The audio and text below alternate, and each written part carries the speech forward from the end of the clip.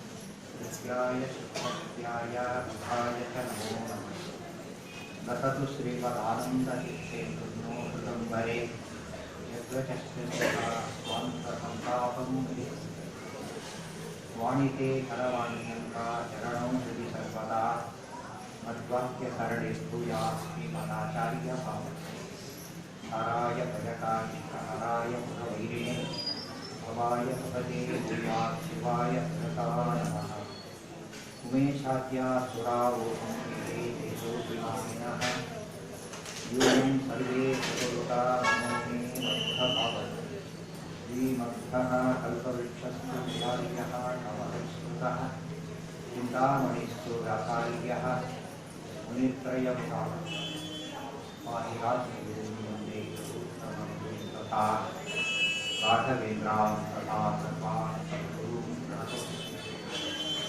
पूज्याय राघवेन्द्राय सत्यधर्मरताय च जगतां कल्पवृक्षाय नमतां कामश्री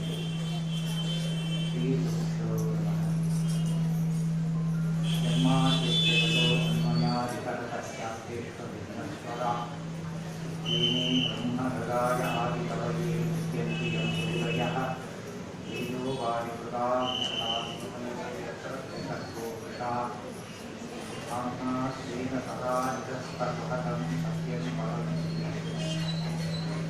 विष्णुस्थित्यर्थेकार्यतमो बन्धमुक्तास्य यस्मात् तस्य श्रीब्रह्मरुद्रप्रभृतिसुरनरद्वीषशत्रात्मकस्य विष्णोर्व्यस्ताः समस्ताः सकलगुणनिधिः सर्वलोकव्यपेतः पूर्णानन्दो भव्ययो गुरुरपि परमः चिन्तये नमः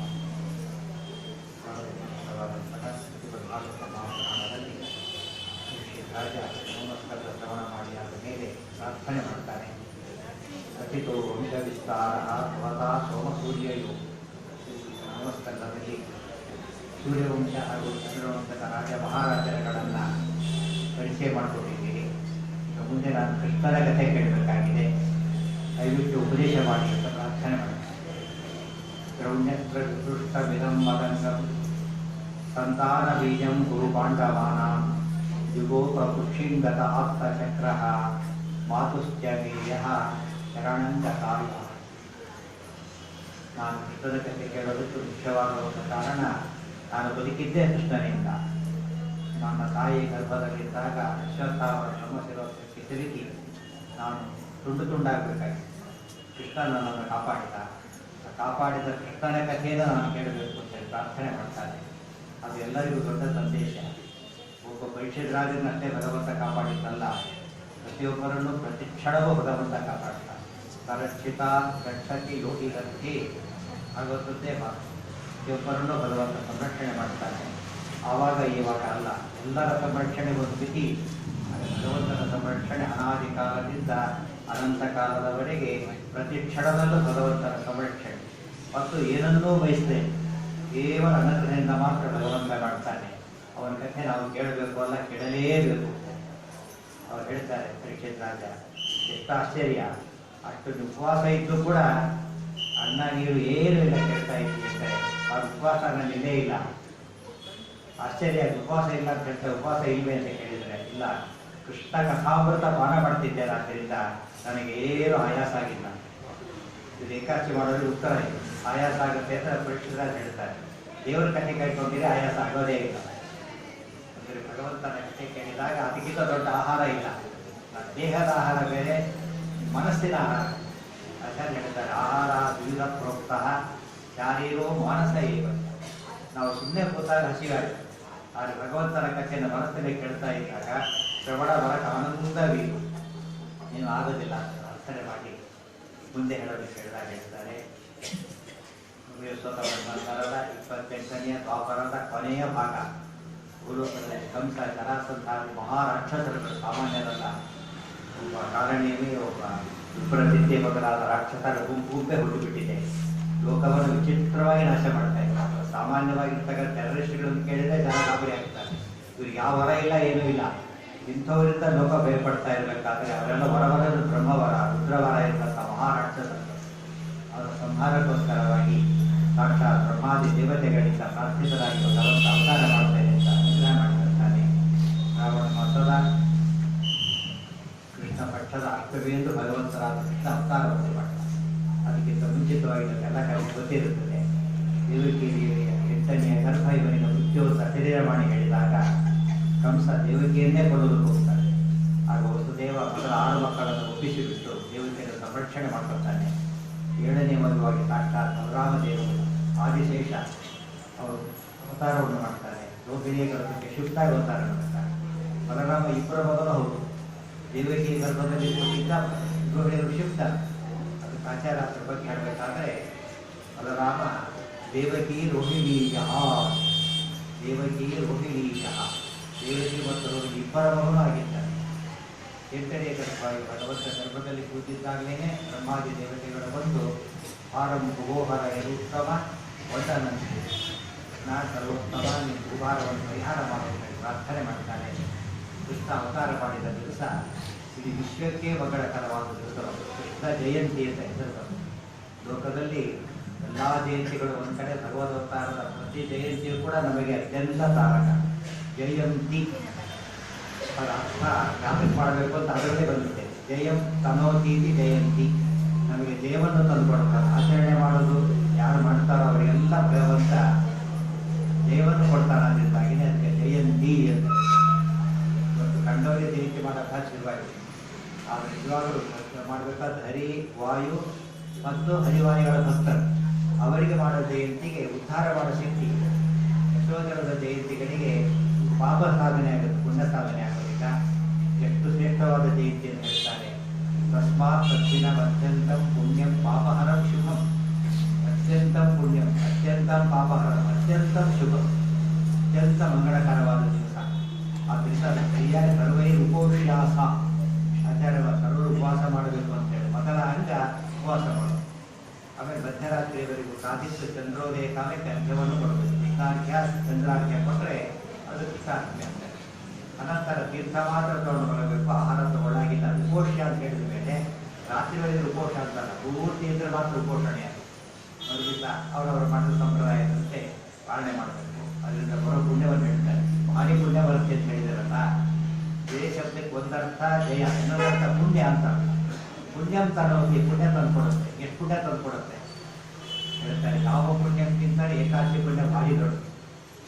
ಆದರೆ ಯೂನಿಟ್ಟಲ್ಲಿ ಹೇಳ್ತಾರೆ, ಒಂದು ಏಕಾದಶಿ ಪುಣ್ಯ ನಾವು ಅಳಿಲಿಕ್ಕೆ ಸಾಧ್ಯ ಇಲ್ಲ. ಆಚಾರ್ಯ ಹೇಳ್ತಾರೆ, ನಕಾಸಿ ನಗಯ ಗಂಗಾ ನರೇವ ನಚ ಗೌತಮಿ ನಚಾಪಿ ಕೌರವಂ ಕ್ಷೇತ್ರಂ ತುಲ್ಯಂ ಕೂಪತೆ.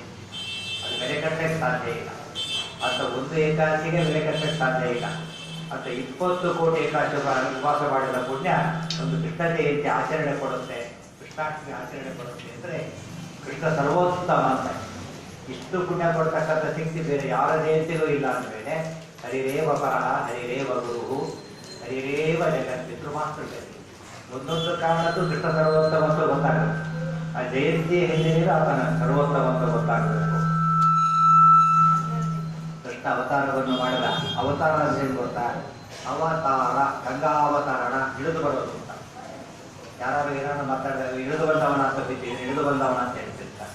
ಕೃಷ್ಣ ಇಳಿದು ಬಂದವನೇ, ತಂದೆ ತಾಯಿಯ ಗರ್ಭದಲ್ಲಿ ಕೂತಿದ್ದ ಹೆಸರಿಗೆ ಅಷ್ಟೇ ಹೊರತು ಕೃಷ್ಣನಿಗೆ ಪ್ರಾಕೃತ ದೇಹನೇ ಇಲ್ಲ, ಅಪ್ರಾಕೃತ ಶರೀರಣ ಆದ್ದರಿಂದ ತನ್ನ ರೂಪಗಳಿಂದ ಹಾಗೆ ಇಳಿದು ಬರ್ತಾನೆ. ಅದು ಕೃಷ್ಣಾವತಾರ, ರಾಮಾವತಾರ, ನರಸಿಂಹಾವತಾರ, ಆ ರೀತಿ ಕರೆಯೋದು ಭಗವಂತನ ಅವತಾರಗಳು. ಪ್ರಾದುರ್ಭಾವ ಇರೋದನ್ನು ತೋರಿಸಿದರೆ ಪ್ರಾದುರ್ಭಾವ, ಬೇರೆ ಇಳಿದು ಬಂದರೆ ಅವತಾರ. ಕೃಷ್ಣ ಅವತಾರವನ್ನು ಮಾಡಿದ.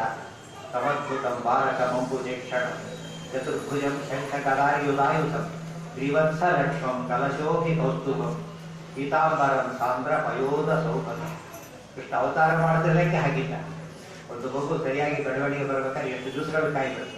ಆ ಕ್ಷಣಕ್ಕೆ ತುಂಬ ಜನ ಗೊತ್ತಿಲ್ಲ, ಕೃಷ್ಣ ಮಗುವಾಗಿ ಕಾಣಿಸಲಿಲ್ಲ, ದೊಡ್ಡ ರೂಪದಲ್ಲೇ ಕಾಣಿಸ್ತಾರೆ. ಚಕ್ರಸೇನ ಗದಾ ಬದ್ಧಧರನಾಗೇ ಕಾಣ್ತಾರೆ, ಮಗುವಾಗಿ ಕಂಡಿದ್ದಲ್ಲ.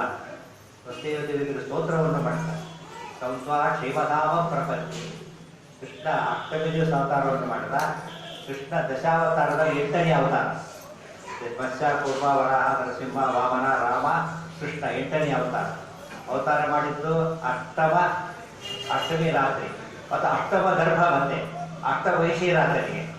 ಅಷ್ಟಾಕ್ಷರದ ಓಂಕಾರ ಪ್ರತಿಪಾದ್ಯತ ಸೃಷ್ಟಿಯಾಗಿ ಅಷ್ಟ ಮಹಾಕಾರ್ಯಗಳನ್ನು ಮಾಡ್ತಾರೆ. ಅಷ್ಟಮೋರ ಸಹ ಅಂತ ಆಚಾರ್ಯ ಹೇಳ್ತಾರೆ. ಲಕ್ಷ್ಮೀಕಾಂತ ಸಮಂತತೋಪಿ ಕಲಯನ್ ನೈವೇಶಿತು ಶ್ರೇತಮಂ ಪಶ್ಯಾಮಿ ಉತ್ತಮ ವಸ್ತು ದೂರತರಸೋ ಅಪಾಸ್ತಂ ರಸೋಯೋ ಅಷ್ಟಮ. ಈಗ ಅಷ್ಟಮ ಅನ್ನೋ ಪದದಲ್ಲೇ ತುಂಬ ಸ್ವಾರಸ್ಯ ಉಂಟು. ಭಗವಂತ ತಾನು ಸರ್ವೋತ್ತಮ ಅಂತ ಹೇಳೋದಕ್ಕೋಸ್ಕರನೇ ಅಥವಾ ಹಾಗೆ ಮಾಡಿದ್ದಾನೆ. ಆಗ ವಸುದೇವದೇವಿಗೆ ಸ್ತೋತ್ರಕ್ಕೆ ಉತ್ತರ ಕೊಡಬೇಕು. ಅದನ್ನು ಇಲ್ಲಿಂದ ಈಗ ನೀನು ಗೋಪುರಕ್ಕೆ ಕರ್ಕೊಂಡೋಗು, ಅಲ್ಲಿ ಅವತಾರ ಮಾಡಿರ್ತಕ್ಕಂಥ ದುರ್ಗೆ ಮೇಲೆ ಕರ್ಕೊಂಡು ಬಾ ಅಂತ ಹೇಳಿ ಆಗ ಬಹುರೂಪರಾಗ್ತಾನೆ. ಮೊದಲು ಮಗುವಲ್ಲ, ತಥೋ ಬಹುವತ್ ವಿಭುಜೋ ಜನಾರ್ದನ. ಆಗ ಬಹುರೂಪ ತೋರಿಸಿ, ಮೊದಲು ಬಹುರೂಪ ಅಲ್ಲ. ಆದ್ರಿಂದನೇ ಕೃಷ್ಣ ನಾರಾಯಣ ಅನ್ನೋದಕ್ಕೆ ಅತ್ಯಂತ ಖಚಿತವಾದಂತಹ ನಿದರ್ಶನ. ವಸುದೇವ ಹೊರಡ್ತಾನೆ. ಆಗ ಹೊರಟಾಗ ಸ್ವಲ್ಪ ವಿಘ್ನವೂ ಬರಲೇ ಇಲ್ಲ. ಅಲ್ಲಿ ಸ್ವಾರಸ್ಯ ಗೋಕುಲಕ್ಕೆ ಅದಕ್ಕೆ ಕರ್ಕೊಂಡು ಹೋಗ್ಬೇಕು, ಬಹಳ ಸುಲಭ. ಅಲ್ಲಿ ಗೋಗಳು ಇರ್ತವೆ, ಗೋಗಳ ಮಧ್ಯೆ ಭಗವಂತ ಇರ್ತಾರೆ. ಎಲ್ಲಿ ಗೋವುಗಳ ಸಂರಕ್ಷಣೆ ಆಗುತ್ತೋ, ಎಲ್ಲಿ ಗೋವುಗಳು ಇರುತ್ತೋ ಅಲ್ಲಿ ಭಗವಂತ ರಾಯರತ್ರ ಅದಕ್ಕೆ ಭಗವಂತ ಬಂದಿದ್ದಾನೆ. ವಿಶೇಷ ಸನ್ನಿಧಾನ ಇಟ್ಟಿದ್ದಾರೆ. ಅಂದರೆ ಪರಿಮಾಣಾದಿ ಗ್ರಂಥಗಳ ದೊಡ್ಡ ಸಮುದಾಯ. ಅದನ್ನು ಲೋಕಕ್ಕೆ ಕೊಟ್ಟು ಶ್ರೀಮದ್ ಆಚಾರ್ಯರ ಅದ್ಭುತ ಸೇವೆಯನ್ನು ಅವರು ಮಾಡಿದರು. ವೇದವ್ಯಾಸರ ಸೇವೆ ಮಾಡಿದರು, ಜಯತೀರ್ಥರ ಸೇವೆ ಮಾಡಿದರು. ಅದರ ಫಲ ರಾಯರಲ್ಲಿ ರಾಮ, ಕೃಷ್ಣ, ನರಹರಿ, ವೇದವ್ಯಾಸ ರೂಪಗಳಿಂದ ಪರಮಾತ್ಮ ಸನ್ನಿಹಿತನಾಗಿದ್ದು ಇವತ್ತು ಅವರಿಗೆಲ್ಲ ಇದ್ದ ಕ್ಷೇತ್ರಕ್ಕೆ ಮಹತ್ವ ಕೊಟ್ಬಿಟ್ಟಿದ್ದಾರೆ. ಮಂತ್ರಸಿದ್ಧಿ ಕ್ಷೇತ್ರ ಇದರೋಡಿ ಕೋವಿದರು ಮಂತ್ರ ಪ್ರತಿಪಾದ್ಯ ಗೋಪಾಲ ವಿಠಲನಿಂದ ಗೋಪಾಲದಾಸರಿ ಮಾತನ್ನು ಹೇಳ್ತಾರೆ. ಅಂದರೆ ಎಲ್ಲಿ ಗೋವುಗಳ ಸಂರಕ್ಷಣೆಯಾಗುತ್ತೋ ಅಲ್ಲಿ ಭಗವಂತ ಇದ್ದಲ್ಲಿಗೆ ಬರ್ತಾನೆ. ಅದು ದೇವರಿದ್ದಲೇ ನಾವು ಹೋದ್ರೆ ದೇವರು ಸಿಗೋದಿಲ್ಲ. ಗೋವುಗಳಿದ್ದಲ್ಲಿಗೆ ದೇವರು ತಾನೇ ಬರ್ತಾರೆ. ಬಾರೋಬನಿಗೆ ಗೋವಿಂದ ಅಂತ ದಾಸರು ಹೇಳಿದರು. ಆ ಗೋವುಗಳು ಎರಡು, ಒಂದು ಗೋವುಗಳು ಈ ಗೋವುಗಳು, ಇನ್ನೊಂದು ಗೋವುಗಳು ಶಾಸ್ತ್ರ ಅನಾಟುಗಳು ಗೋಕುಲ ಉಲ್ಲಾಲ. ಯಾರ ಮನೆಯಲ್ಲಿ ಸರ್ವಮೂಲಾದಿ ಗ್ರಂಥಗಳು ಭಾಗವತ ಮಹಾಭಾರತಾದಿಗಳು ಇರುತ್ತೋ ಅವ್ರ ಮನೆಯಲ್ಲಿ ದೇವತಾ ಸನ್ನಿಧಾನ ಬರುತ್ತೆ ಅಂತ ಒಂದು ವೈಬ್ರೇಷನ್ಸ್ ಕ್ರಿಯೇಟ್ ಆಗ್ತದೆ. ಗೊತ್ತಾಯ್ತಾ? ಪಾಪಗಳೆಲ್ಲ ಹೊರಗೆ ಹೋಗ್ಬಿಟ್ಟು ಪಾಪಿಗಳೆಲ್ಲ ಹೊರಗೆ ಹೋಗಿ ಒಂದು ಘಂಟಾನಾದ ಮಾಡಿದ್ರೇನೆ ರಾಕ್ಷಸರು ಬಿಡ್ತಾರೆ. ಆಗಮಾರ್ಥಂತು ದೇವಾನ ಗಮನಾರ್ಥಂತು ರಕ್ಷಸ ಗುರು ಘಂಟಾನವಂತತ್ರ ದೇವತಾಹ್ವಾನ ನಾಶ. ಆದರೆ ಆಚಾರ್ಯ ಸ್ವರೂಪದ ಗ್ರಂಥಗಳಲ್ಲಿ, ವೇದವ್ಯಾಸ ಭಾಗವತಾದಿ ಗ್ರಂಥಗಳಲ್ಲಿ ಇರೋ ಘೋಷ ಸಕಲ ಶಾಸ್ತ್ರಗಳ ಘೋಷ. ಅದು ಬೇರೆ ಬರೀ ದೇವತೆಗಳ ಸನ್ನಿಧಾನ ಮನೆಯಲ್ಲಿ ಬರುತ್ತೆ, ಹಸುರ ಸನ್ನಿಧಾನ ಹೋಗೋದು. ಅದಕ್ಕೆ ಕೃಷ್ಣ ಗೋಕುಲಕ್ಕೆ ಹೊರಟ. ವಸುದೇವನ ಮೂಲಕ ಅವನಿಗೆ ಅವಕಾಶ ಕೊಟ್ಟ. ತಾನೇ ಹೋಗಬಹುದಾಗಿತ್ತು ಕೃಷ್ಣ. ಆ ಪುಣ್ಯವನ್ನು ದೇವರು ಕೊಡ್ತಾ ಇದ್ದಾರೆ. ದೇವರಿಗೆ ಯಾರ ಸಹಾಯನೂ ಬೇಕಿಲ್ಲ. ಅವರ ಕೈಲಿ ಕೆಲಸ ಮಾಡಿಸಿ ಪುಣ್ಯ ಕೊಳ್ಳಕ್ಕೆ ಮಾಡಿಸ್ತಾನೆ ಹೊರತು ದೇವರಿಗೆ ಯಾರ ಸಹಾಯ, ಯಾರ ಅನುಗ್ರಹ, ಯಾರ ಅಗತ್ಯನೂ ಇಲ್ಲ. ಅದಕ್ಕೆ ಸ್ವತಂತ್ರ. ವಸುದೇವ ಹೊರಟ. ಅದಕ್ಕೆ ದೇವರು ನಮಗೆ ತೋರಿಸ್ತಾರೆ, ನಿಮಗೂ ಕೆಲಸ ಹೇಳ್ತೇನೆ, ವಸುದೇವರು ಹೇಳಿದ ಕೆಲಸ ಮಾಡಿದ ಹಾಗೆ ನೀವು ಮಾಡಿದ್ರೆ ಅನುಗ್ರಹ ಮಾಡ್ತೇನೆ ಅಂತ. ಅದೇ ಸದಾಚಾರ ಸ್ತುತಿಯಲ್ಲಿ ಹೇಳಿದಂಥ ಕರ್ಮಗಳೆಲ್ಲ ದೇವರು ಹೇಳಿದ ಕರ್ಮ. ಆಚಾರ್ಯ ಹೇಳ್ತಾರೆ ಇವೆಲ್ಲ ವ್ಯಾಸವಾಕ್ಯ ಸಮುದ್ಧತಿ, ನಮ್ಮ ಮಾತುಗಳಲ್ಲ ಇವು. ವೇದವ್ಯಾಸರ ಮಾತುಗಳನ್ನು ಬರೆದಿದ್ದೇವೆ, ಅವರ ಆದೇಶ ಅಂತ. ಅಥವಾ ಹೊರಟು ವಿಘ್ನಗಳೇ ಬರಲಿಲ್ಲ. ಹೊರಗೆ ಬರಲಿಕ್ಕೆ ವಿಘ್ನ ಇಲ್ಲ. ಬಾಗ ಹಾಕಿತ್ತು, ಬೀಗ ಹಾಕಿತ್ತು, ಚಿಡುಕ ಎಲ್ಲ ಹಾಕಿತ್ತು. ಅದನ್ನು ತಾನೇ ತಕ್ಕೊಡ್ತು. ಆ ರಾಕ್ಷಸರೆಲ್ಲ ಲಕ್ಷಾಂತರ ರಾಕ್ಷಸರ ಶಕ್ತಿಯರನ್ನು ಕೂಡಿಸಿದ್ದ. ಅವರೆಲ್ಲ ಹಾಗೆ ಬರೆಯಬಿಟ್ಟಿರ್ತಾರೆ. ಕೃಷ್ಣ ಬರ್ತಿರ್ಲಿಕ್ಕೆ ಬರೆಯಬಿಟ್ಟು ಹೋಗ್ತಿರ್ತಾರೆ. ಜನ ಕೃಷ್ಣನ ಕಥೆ ಹೇಳಿದ್ರೆ ನಿತ್ಯ ಬರುತ್ತೆ. ಕೃಷ್ಣನೇ ಬಂದರೆ ಹೇಳಬೇಕಾದ ತಾನು ತಮಾಷೆ ಮಾಡ್ತಾರೆ. ನಿದ್ರೆ ಬಂದಿದ್ದಕ್ಕೂ ಅನಿರುದ್ಧನ ಸೇವೆಗೆ ವಿಘ್ನವ ಮಾಡುತ್ತಾ ಅಂತ ಚಂದ್ರಿಕಾಚಾರ್ಯರ ಮಾತು. ಆಮೇಲೆ ಜಮುನಾ ನದಿ ತುಂಬ ಹರಿತಾ ಇದೆ, ಶ್ರಾವಣ ಮಾಸ, ವರ್ಷ ಋತು ಫುಲ್ ಫ್ರೆಂಡ್ಸ್ ಹೋದ್ರೆ ವಸುದೇವರಿಗೆ ಏನು ಯೋಚನೆ ಮಾಡಲಿಲ್ಲ. ಯಮುನಾ ದೇವಿ ಯೋಚನೆ ಮಾಡಿದ್ರು, ಇವರಿಗೆ ದಾರಿ ಕೊಡದವರು ನನ್ನ ಗತಿ ಏನಾಗುತ್ತೆ ಅಂತ ಯೋಚನೆ ಮಾಡಿದ್ರು. ಇದು ದೇವರ ಕೆಲಸ ಹೇಳಿ ಮಾಡಿದರೆ ವಿಘ್ನ ಬರೋದಿಲ್ಲ ಅಲ್ಲ, ಎಲ್ಲರೂ ಅನುಗ್ರಹ ಮಾಡಿಬಿಡ್ತಾರೆ. ಕೂತಲ್ಲಿ ಹೂವೆತ್ತಿದಷ್ಟು ಕೆಲಸ ಅಂತಾರೆ, ಹೂವೆತ್ತೋದಕ್ಕಿಂತ ಸುಲಭವಾಗಿ ದೇವರ ಕೆಲಸ ಆಗುತ್ತೆ, ಅಷ್ಟು ಮಾಡಿಸ್ತಾರೆ. ಆ ಕಡೆ ಹೋದ ಅದಕ್ಕೆ ಹೇಳ್ತಾರೆ ಕರಸ್ಥ ದೇವಸ್ಯ ಕುತು ಅಂತರಾಯ. ಕೈಯಲ್ಲಿ ದೇವರಿಂದ ವಿಘ್ನ ಇಲ್ಲಿಂದ ಬರುತ್ತೆ. ದೇವರನ್ನೇ ವಿಘ್ನ ತಿಳ್ಕೊಂಡ್ರೆ ಏನು ಮಾಡೋಕ್ಕಾಗುತ್ತೆ. ಕೈಯಲ್ಲಿ ದೇವರಿದ್ದವರಿಗೆ ಯಾವ ವಿಘ್ನ, ಕೈಯಲ್ಲಿ ಲಕ್ಷ್ಮೀ ಇದ್ರೆ ವಿಘ್ನ ಬರೋದಿಲ್ಲ, ಲಕ್ಷ್ಮೀಪತಿ ಇದ್ರೆ ಇಬ್ಬರು ಇರ್ತಾರೆ, ವಿಘ್ನದ ಹೆಸರು ಕೂಡ ಇಲ್ಲ. ಆ ಕಡೆ ಹೋಗ್ತಾರೆ. ದುರ್ಗಾ ಅವತಾರವಾಗಿರ್ತಾರೆ, ನೆನಪಿರ್ಬೇಕು. ಬರೀ ಕೃಷ್ಣಾಷ್ಟಮಿ ಎಲ್ಲ ಹೋಗ್ತು, ದುರ್ಗಾಷ್ಟಮಿನ ಹೌದು. ಕೃಷ್ಣಾಷ್ಟಮಿ ದುರ್ಗಾಷ್ಟಮಿ ಎರಡು ಒಟ್ಟಿಗೆ ಆಗಿದ್ದ ದಿವಸ. ಕೃಷ್ಣ ಮೊದಲು ಅವತಾರ ಮಾಡ್ತಾರೆ, ದುರ್ಗಾ ಆಮೇಲೆ ಅವತಾರ ಮಾಡಿದ್ರು. ಅದು ಕೃಷ್ಣ ಅಣ್ಣ, ದುರ್ಗಾ ತಂಗಿ ಅಂತ ಕರೀತಾರೆ. ವಸುದೇವ ನಂದಗೋಪ ಅಣ್ಣ ಬಂದಿರು, ಅದಕ್ಕೆ ಇವರಿಬ್ಬರು ಅಣ್ಣ ತಂಗಿ ಆಗ್ತಾರೆ. ದುರ್ಗಾಷ್ಟಮಿ ಆಗ್ತದೆ. ದುರ್ಗಾದೇವಿ ಸಾಕ್ಷಾತ್ ಮಹಾಲಕ್ಷ್ಮಿ, ಶ್ರೀ ಭೂ ದುರ್ಗಾ. ಆ ದುರ್ಗಾ ರೂಪದಿಂದ ಆವಿರ್ಭವಿಸಿದ್ದಾರೆ. ಅಲ್ಲಿ ಇದ್ದ ನಡ್ಕೊಂಡು ಬರ್ತಾರೆ. ಅದೆಲ್ಲ ಹೇಳ್ತಾರೆ. ಕೃಷ್ಣ ಹೇಳಿದ ಹಾಗೆ ನಡ್ಕೊಂಡಿದ್ದಕ್ಕೆ ಏನಾಯ್ತು ಗೊತ್ತಾ? ಕೃಷ್ಣ ನಡೆಸಿದ ದುರ್ಗಾದೇವಿ ಕೈಗೆ ಬಂದು ಯಾರು ದೇವರನ್ನ ಆರಾಧನೆ ಮಾಡ್ತಾರೆ ಆ ಥರ ಮಾತನ್ನು ಕೇಳಿ ನಡೆಸ್ತಾರೆ, ಅವ್ರಿಗೆ ಕೈ ತುಂಬ ದುರ್ಗಾ ಮಹಾಲಕ್ಷ್ಮಿ ಸಂಪತ್ತನ್ನು ಕೊಡ್ತಾನೆ ಅಂತ ಹೇಳ್ತಾರೆ.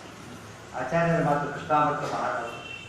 ದೇವ್ರ ಪೂಜೆ ಮಾಡಿ ಧರ್ಮಾರ್ಥ ಕಾಮ ಮೋಕ್ಷಾಣ ಧಾನ್ಯೋಪಾಯಸ್ತು ವಿದ್ಯತೆ ಸತ್ಯಂ ಪ್ರವೀಮಿ ದೇವೇಶ ಋಷಿಕೇಶಾಕ್ಷರಾದೃತೆ. ಏನು ಬೇಕು ನಿಮಗೆ ದೇವ್ರ ಪೂಜೆ ಮಾಡಿ ಕೂತಲ್ಲೇ ಬರುತ್ತೆ. ಏನು ಬೇಕು ನಿಮಗೆ ಕೂತಲ್ಲೇ, ಧರ್ಮ ಅರ್ಥ ಕಾಮ ಮೋಕ್ಷ. ಅದೊಂದು ಬಿಟ್ಟು ಏನು ಮಾಡಿದ್ರೆ ಯಾವುದೂ ಬರೋದಿಲ್ಲ. ಅದೊಂದು ಮಾಡಿದರೆ ಇದೆಲ್ಲ ಎಲ್ಲ ಬರುತ್ತೆ. ಅದಕ್ಕೋಸ್ಕರ ಒಳ್ಳೆ ನಿದರ್ಶನ. ಕರ್ಕೊಂಡು ವಾಪಸ್ ಬರ್ತಾನೆ. ಹೋಗ್ತಾ ಕೈಯಲ್ಲಿ ನಾರಾಯಣ ಇದ್ದ, ಈಗ ಲಕ್ಷ್ಮಿ ಇದ್ದಾರೆ. ಹೋಗ್ತಾ ಕೃಷ್ಣ ಇದ್ದ ಅಂತ ವಿಘ್ನ ಆಗಲಿಲ್ಲ, ದುರ್ಗಾದೇವಿ ಇದ್ದಾಳೆ ಅಂತ ವಿಘ್ನ ಆಗಲಿಲ್ಲ. ಮತ್ತೆ ದುರ್ಗಾದೇವಿ ವಿಘ್ನ ಪರಿಹಾರ ಮಾಡ್ತಕ್ಕಂಥ ರೂಪ. ಎಲ್ಲ ರೂಪಗಳು ಸಮ, ವಿಶೇಷ ಇದೆ. ಕ್ಷೀರೇಣ ಸ್ಥಾಪಿತೆ ದೇವಿ ಚಂದನೇನ ವಿದೇಶಿತೆ, ಅದು ಪ್ರತಿನಿತ್ಯ ಸಂಧ್ಯಾವಂದನೆ ಹೇಳ್ತೇವೆ. ದುರ್ಗಾದೇವಿ ಸ್ತೋತ್ರಗಳ ದುಸ್ವಪ್ನ ನಾಶನ ಮತ್ತು ದುರ್ಗತಿ ನಾಶನ, ಆಪತ್ತುಗಳ ನಾಶನ ಅಂತ ದುರ್ಗಾದೇವಿಯ ಕೈಲಿರ್ಬೇಕಾದ್ರೆ ಏನು ತೊಂದರೆ ಬರುತ್ತೆ. ಹೋಗ್ಲಿಕ್ಕೂ ತೊಂದರೆ ಇಲ್ಲ, ಬರ್ಲಿಕ್ಕೂ ವಿಘ್ನ ಇಲ್ಲ. ವಾಪಸ್ ಬಂದ ಕಂಸ ಬಂದಾಗ ನೋಡಿದ್ರ, ಕೃಷ್ಣ ಬಂದ ಕಂಸ ಬರಲಿಲ್ಲ, ದುರ್ಗಾ ಬಂದ ಕಂಸ ಬಂದರು. ಅಂದ್ರೆ ದೇವರು ಬಂದ ಬರಲಿಲ್ಲ, ಸಂಪತ್ ಬಂದ ಬಂದರು ಅಂತ. ದುಡ್ಡಿನ ಜನ ಬಾಯಿ ಬಿಡ್ತಾರೆ, ದೇವರನ್ನ ಗಮನಿಸೋದೇ ಇಲ್ಲ. ಬಂದ ಕೈ ಹಿಡ್ಕೊಂಡ, ಬಂದಿದ್ದು ಸರಿ, ಕೈ ಹಿಡ್ಕೊಂಡಿದ್ದು ಸರಿ. ವಸುದೇವ ಲಕ್ಷ್ಮೀದೇವಿ ಕೈಲಿ ಬಂದಾಗ ದುರ್ಗಾದೇವಿನ ಎದೆಗೆ ಹೊತ್ಕೊಂಡು ಕರ್ಕೊಂಡು ಬಂದ. ಕೃಷ್ಣಾರ್ಪಣ ಅಂತ ಕರ್ಕೊಂಡು, ಎದೆ ಯಾತಕ್ಕೆ ಬಂದ ಹೊತ್ಕೊಂಡ ಅಂತ. ಅಲ್ಲಿ ದೇವರಿದ್ದಾನೆ, ದೇವರಿಗೆ ಅರ್ಪಿಸಿ ಕರ್ಕೊಂಡು ಬಂದ ಅಂತ. ಅಂತ ವಸುದೇವ, ವಸು ಸಂಪತ್ತು, ದೇವ ಅಂದ್ರೆ ದೇವರಿಗೆ, ಸಂಪತ್ತು ದೇವರಿಗೆ ಅಂತ ಯಾರು ಒದಗ್ತಾರೋ ವಸುದೇವ ಇದ್ದಾಗ, ಸಂಪತ್ತು ನಮಗೆ ಅಂತ ತಿಳ್ಕೊಂಡ್ರೆ ಅದು ಕಂಸ ಇದ್ದಾಗ. ಕಂಸ ತಗೊಂಡ ಅದನ್ನ ಬಂಡೆಗೆ ಅಪ್ಪಳಿಸಕ್ಕೆ ಅಂತ ಹೋಗ್ತಾನೆ. ಅವನು ಕೊಲ್ಲೋ ಪದ್ಧತಿ, ಕೊಲ್ಲೋದು ಎಷ್ಟು ಕೆಟ್ಟದ್ದೋ ಆ ರೀತಿ ಇನ್ನೂ ಭಯಂಕರವಾಗಿ. ಆಗ್ತಾನೆ ಹುಟ್ಟಿದ ಮಕ್ಕಳ ಎರಡು ಕಾಲು ಹಿಡಿದು ತಲೆನ ಬಂಡೆ ಹೊಡಿತಂತೆ, ಎಂಥ ರಾಕ್ಷಸ ಇರೋದು. ಆ ದೃಶ್ಯ ನೋಡಿ ನೆನೆಸ್ಕೊಂಡ್ರು ಬಾಯಿ ದುಃಖ ಆಗಬೇಕು ಅಂತ ನಿಷ್ಕರುಣಿ ಆದವರು. ಹೊಟ್ಟೆ ಅದಕ್ಕೆ ಬಂಡೆ ಮೇಲೆ ಹಾಕಕ್ಕೆ ಹೋದ. ವಸುದೇವ ಎದೆ ಗೊತ್ಕೊಟ್ರೆ ಅವ್ರು ಬಂಡೆ ಮೇಲೆ ಹಾಕಿದ. ವಸುದೇವರ ಜೊತೆಗೆ ಬಂದರು ಕಂಸರಂತೆ ತಾಯಿ. ಅಂದ್ರೆ ಯಾರು ಹಣವನ್ನು ಮಿಸ್ಯೂಸ್ ಮಾಡ್ತಾರೆ, ಲಕ್ಷ್ಮಿ ಅವರನ್ನು ಬಿಟ್ಟು ಹೋಗಿಬಿಡ್ತಾರೆ, ಸಂಪತ್ತನ್ನು ಕಳ್ಕೊಂಡು ಬಿಡ್ತಾರೆ. ಎಷ್ಟು ಸದಾಚಾರಿಗಳಾಗಿರ್ತಾರೆ, ಭಾರಿ ಶ್ರೀಮಂತರಾಗಿರ್ತಾರೆ. ಮಕ್ಕಳು ದುಷ್ಟರಾದಾಗ ಎಲ್ಲ ಭಿಕ್ಷೆ ಬಿಡೋ ಸ್ಥಿತಿ ಬರ್ತಾರೆ. ದೇವರನ್ನ ಬಿಟ್ಟರೆ ಎಷ್ಟು ಅನಾಹುತ ಆಗುತ್ತೆ ಬಂದಕ್ಕೆ ಸಾಕ್ಷಿ. ಆ ಸಂಪತ್ತೆಲ್ಲ ಹೋದಾಗ ಹೊರಟು ಬರೀ ಹೋಗ್ಲಿಲ್ಲ, ಶಾಪ ಕೊಟ್ಟು ಹೋಗ್ತಾರೆ. ಬರೀ ನಾನು ಹೋಗೋದಲ್ಲ, ನಿನ್ನ ಕೊಲ್ಲೋ ವ್ಯಕ್ತಿ ಯಾರು ಅವತಾರ ಮಾಡಿ ಆಗಿದೆ ಅಂತ ಹೇಳ್ಬಿಟ್ಟು ಕಂಸನಿಗೆ ಅತಿರೇದ್ರ ಮಾತ್ರ ಕನ್ಫರ್ಮ್ ಆಯ್ತು. ಆಗ ನಾಟಕ ಮಾಡ್ತಾನೆ, ಅವನು ಬಿಡುಗಡೆ ಮಾಡ್ತಾನೆ, ಕ್ಷಮಿಸಿ ಅಂತ ಕೇಳ್ತಾನೆ. ಆ ಕ್ಷಮೆಯಲ್ಲಿ ನಿಜವಾದ ಕ್ಷಮೆ ಅಲ್ಲ, ಅದು ನಾಟಕ. ನಾಟಕದ ಕ್ಷಮೆ ಮಾಡ್ತಾನೆ. ಯಾತಕ್ಕೆ ಗೊತ್ತಾ? ಕ್ಷಮೆ ಕೇಳಿದವರು ಎಮರ್ಜೆನ್ಸಿ ಮೀಟಿಂಗ್ ಮಾಡ್ತಾನಲ್ಲ ಅಂತ. ಈಗಾಗಲೇ ಅವತಾರ ಮಾಡಿದ್ದಾನೆ ಅಂತ ನಾನು ಕೊಲ್ಲೋನು ಏನು ಮಾಡಬೇಕು ಅಂತ ಕೇಳ್ತಾನೆ. ಎಲ್ಲ ದುಷ್ಟರ ಮೀಟಿಂಗ್.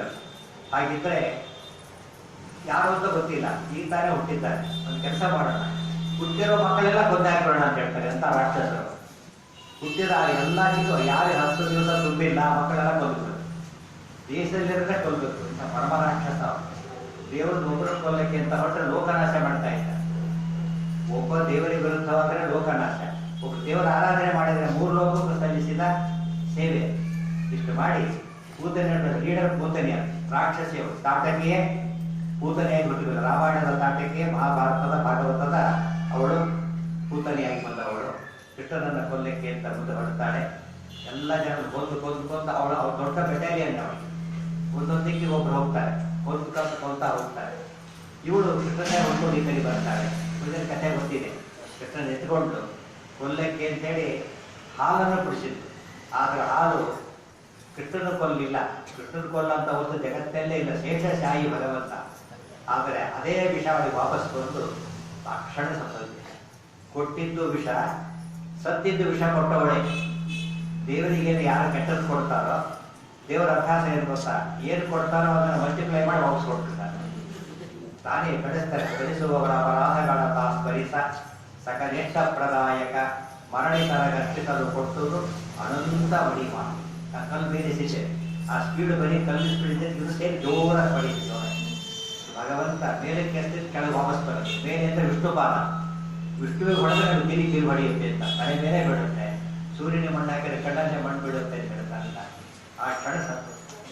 ಆ ವಿಷ ಅದು ಆತ್ಮಘಾತಕವಾಗಿ ಹರಿಗುರುಗಳಿಗೆ ಮಾಡಿದ ದ್ರೋಹ, ಅದು ಆತ್ಮಘಾತಕವಾದದ್ದು. ಅನ್ನಂತವ ಪ್ರವೇಶಂತಿ ಅವಿದ್ಯಾ ಉಪಾಸನೆ ಈಶಾವಾಸ್ಯ ಉಪನಿಷತ್ ಹೇಳುತ್ತೆ. ಅವಳು ಸತ್ತೋದು. ಭಾಗವತ ಹೇಳ್ತಾನೆ ಅವಳು ಸದ್ಗತಿ ಹೋದು ಅಂತ ಹೇಳ್ತಿದ್ದಾರೆ. ಭಾರಿ ಆಶ್ಚರ್ಯ.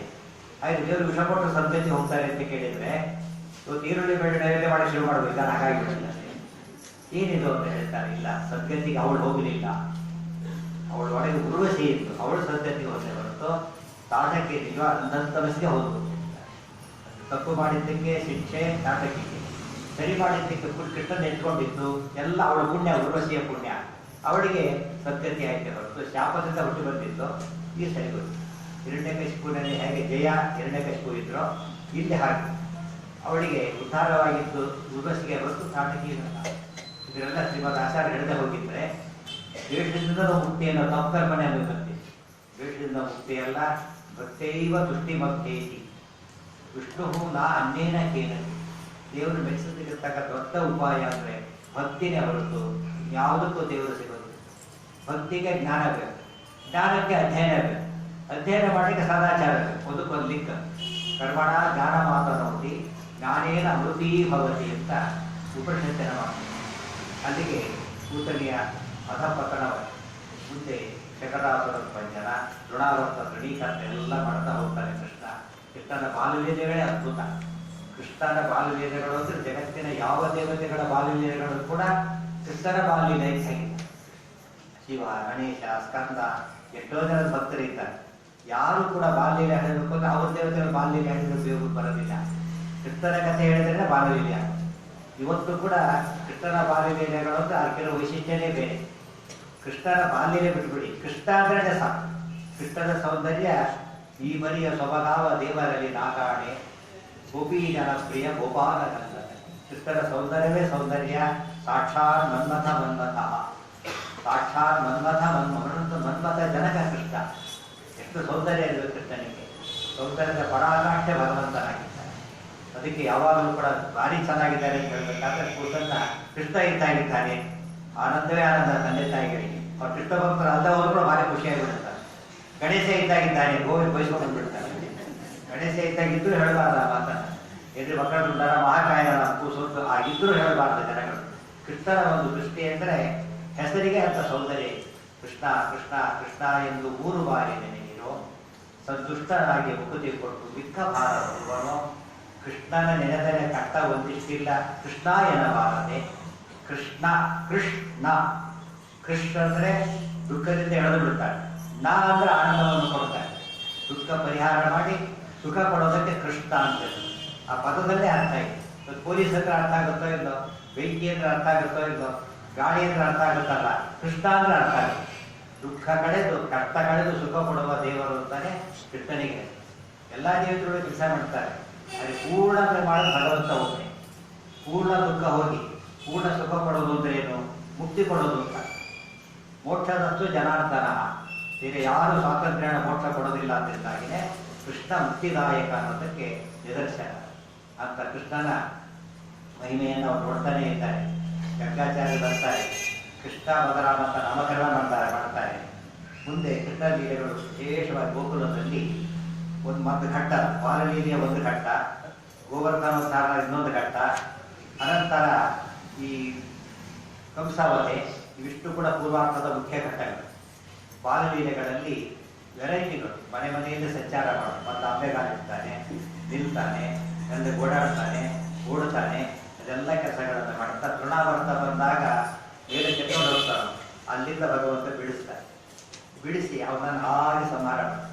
ಯಾವ ಅಸ್ತ್ರಗಳಿಲ್ಲ ಕೃಷ್ಣ, ಯಾವ ಅಸ್ತ್ರಗಳು ಉಪಯೋಗಿಸಿಲ್ಲ, ಸುದರ್ಶನ ಚಕ್ರ ಉಪಯೋಗಿಸಿಲ್ಲ, ಶಾರ್ಗಧನುಸ್ ಉಪಯೋಗಿಸಿಲ್ಲ. ಹಾಗೆ ಬರೀ ಕೈಗೆ ಅಲ್ಲಿ ಹಾಲು ಕೊಟ್ಟವಳ ಹಾಗೆ ಸಾಯಂಕಾಲ ಬುಟ್ಟಿ ಕೂಡ ಗೊತ್ತಿಲ್ಲ ಯಾಕೆ ಬರ್ತಾರೆ. ಕೃಷ್ಣ ಸೋತಿದ್ದಾನೆ, ಬೇರೆ ಬೀಳಿಸ್ಕೊಳ್ತಾನೆ.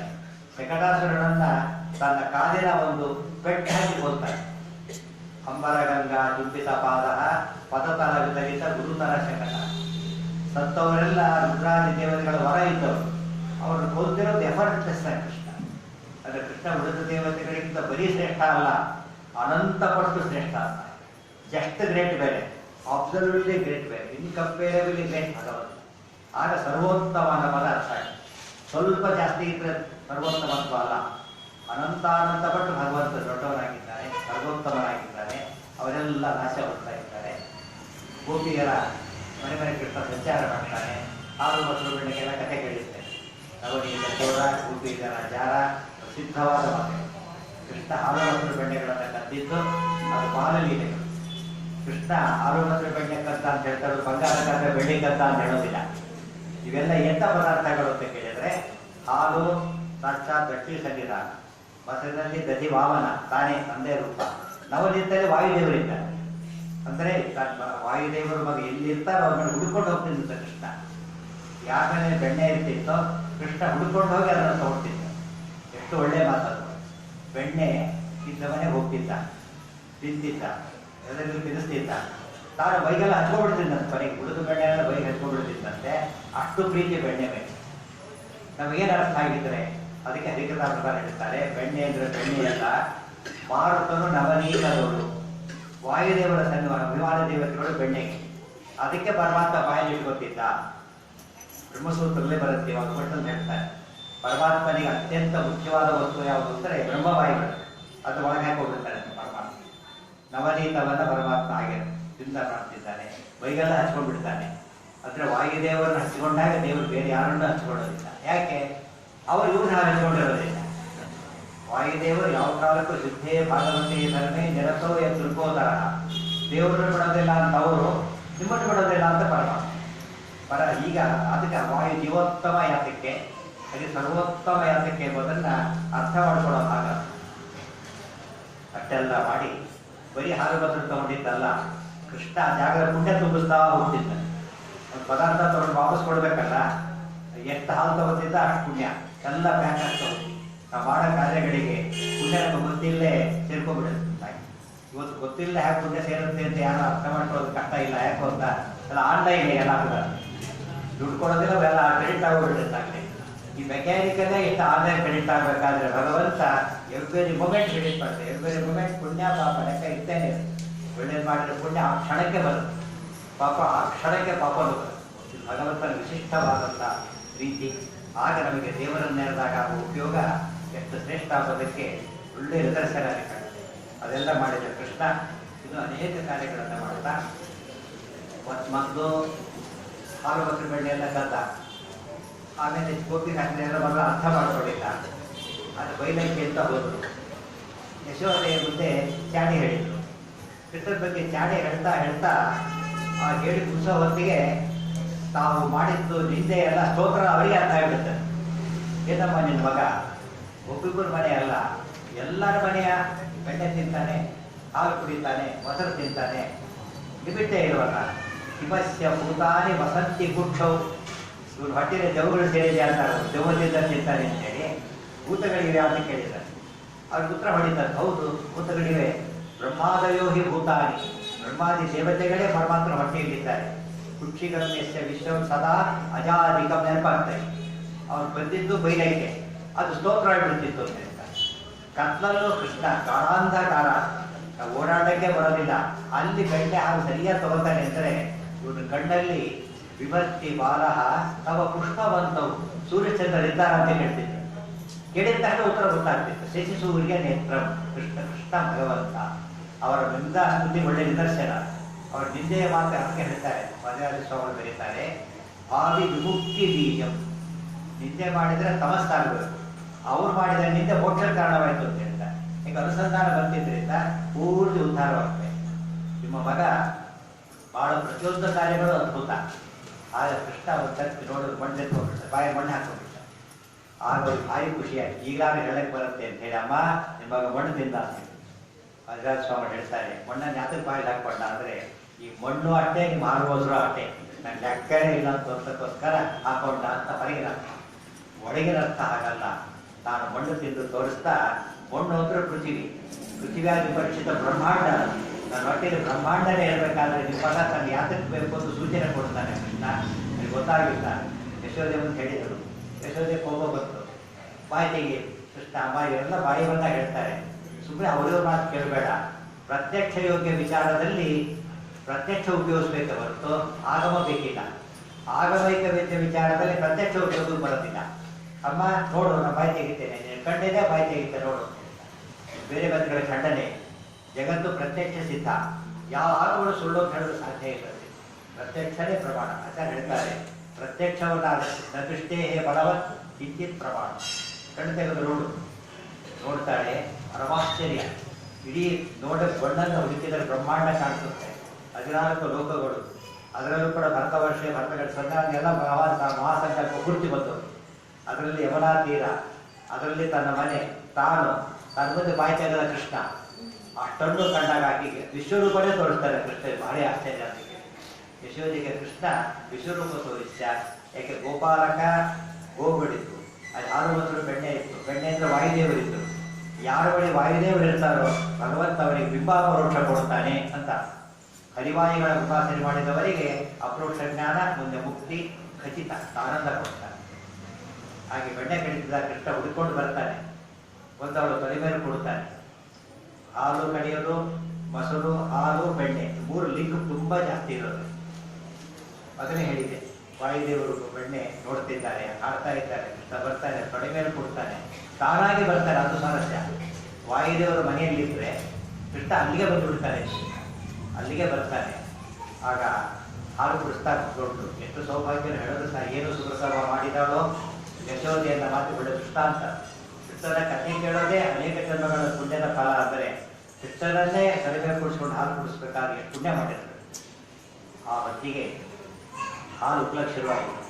ತಕ್ಷಣ ಕೃಷ್ಣನ ಕೆಳಗಿಳಿಸಿದ್ದು ಹಾಲು ಇಳಿಸ್ಲಕ್ಕೆ ಹೋದ್ರು. ದೇವರ ಕಥೆ ಬಿಟ್ಟು ಬೇರೆ ಕೇಳೋದಕ್ಕೆ ಹೋದರೆ ಏನಾಗುತ್ತೆ ತೋರಿಸ್ತಾರೆ ಪರಮಾತ್ಮ. ಹಾಲು ಹೋಯ್ತು, ಮೊಸರು ಹೋಯ್ತು, ಬೆಣ್ಣೆನೆಲ್ಲ ಕೋತಿಗಳಿಗೆ ಬೆಕ್ಕಿಗೆ ಕೊಡ್ತಾನೆ. ಕ್ಷಿಪ್ತ ಪಾಷಾಣ ಖಂಡ ಮೊಸರಿಗಳಿಗೆ ಒಡೆದಾಕಿ ಬಿಡ್ತಾನೆ. ಪೂರ್ತಿ ಕಳ್ಕೊಂಡು ಗೋಪಾಲಕರ ಆಸ್ತಿನೇ 3 ಆಸ್ತಿ ಹೋಯಿತು. ದೇವರನ್ನು ಬಿಟ್ಟವರಿಗೆ ಏನೂ ಉಳಿಯೋದಿಲ್ಲ, ದೇವರನ್ನು ಹಿಡಿದವರಿಗೆ ಏನೂ ಹೋಗೋದಿಲ್ಲ, ಎಲ್ಲ ಬರುತ್ತೆ. ಬಿಟ್ಟವರಿಗೆ ಎಲ್ಲ ಹೋಗೋದು, ಎಲ್ಲ ತೋರಿಸಿದ. ಅರ್ಥ ಮಾಡ್ಕೊಳ್ಳಿಲ್ಲ. ಸಿಟ್ಟು ಬಂತು, ಕೃಷ್ಣ ಮೇಲೆ ಕೋಪ ಬಂತು. ಕೃಷ್ಣ ಕಟ್ಟಕ್ಕೆ ಹೋಗ್ತಾರೆ, ಕೃಷ್ಣ ಸಿಗೋದೇ ಇಲ್ಲ. ಎಷ್ಟು ದೂರ ಹೋದ್ರೂ ಕೃಷ್ಣ ಸಿಗೋದಿಲ್ಲ. ಕೊನೆಗೆ ಯೋಚನೆ ಮಾಡ್ತಾರೆ. ಕೃಷ್ಣನ ಇನ್ನ ಸಿಗದೆ ಇದ್ದ ಕೃಷ್ಣ ಸಿಕ್ಬಿಟ್ಟಾಗ ಒಳ್ಳೆ ಅರ್ಥ ಹೇಳ್ತಾರೆ ಅದಕ್ಕೆ. ಮೊದಲು ಯಾವ್ದು ಕೃಷ್ಣ ಸಿಗಲಿಲ್ಲ ಅಂದರೆ ಕೃಷ್ಣನ ಹೇಳಿಯಷ್ಟು ಪುಣ್ಯ ಅವಳಲ್ಲಿ ಇರಲಿಲ್ಲ, ಕೃಷ್ಣ ಸಿಗಲಿಲ್ಲ. ಅದು ಸರಿಯಾದ ಮಾತೇನು ಆಶ್ಚರ್ಯ ಇಲ್ಲ. ಆಮೇಲೆ ಅದಕ್ಕೆ ಸಿಕ್ಕ ಅಂದರೆ ಆ ಪುಣ್ಯ ಬಂತು, ಅದಕ್ಕೆ ಸಿಕ್ಕ. ನಮಗೆ ಆದಷ್ಟು ಪ್ರಶ್ನೆ ಬರುತ್ತೆ, ಅವಳು ಪುಣ್ಯ ಸಂಪಾದನೆ ಮಾಡಿ ಎಲ್ಲಿ ಹೋಗಿದ್ಲು?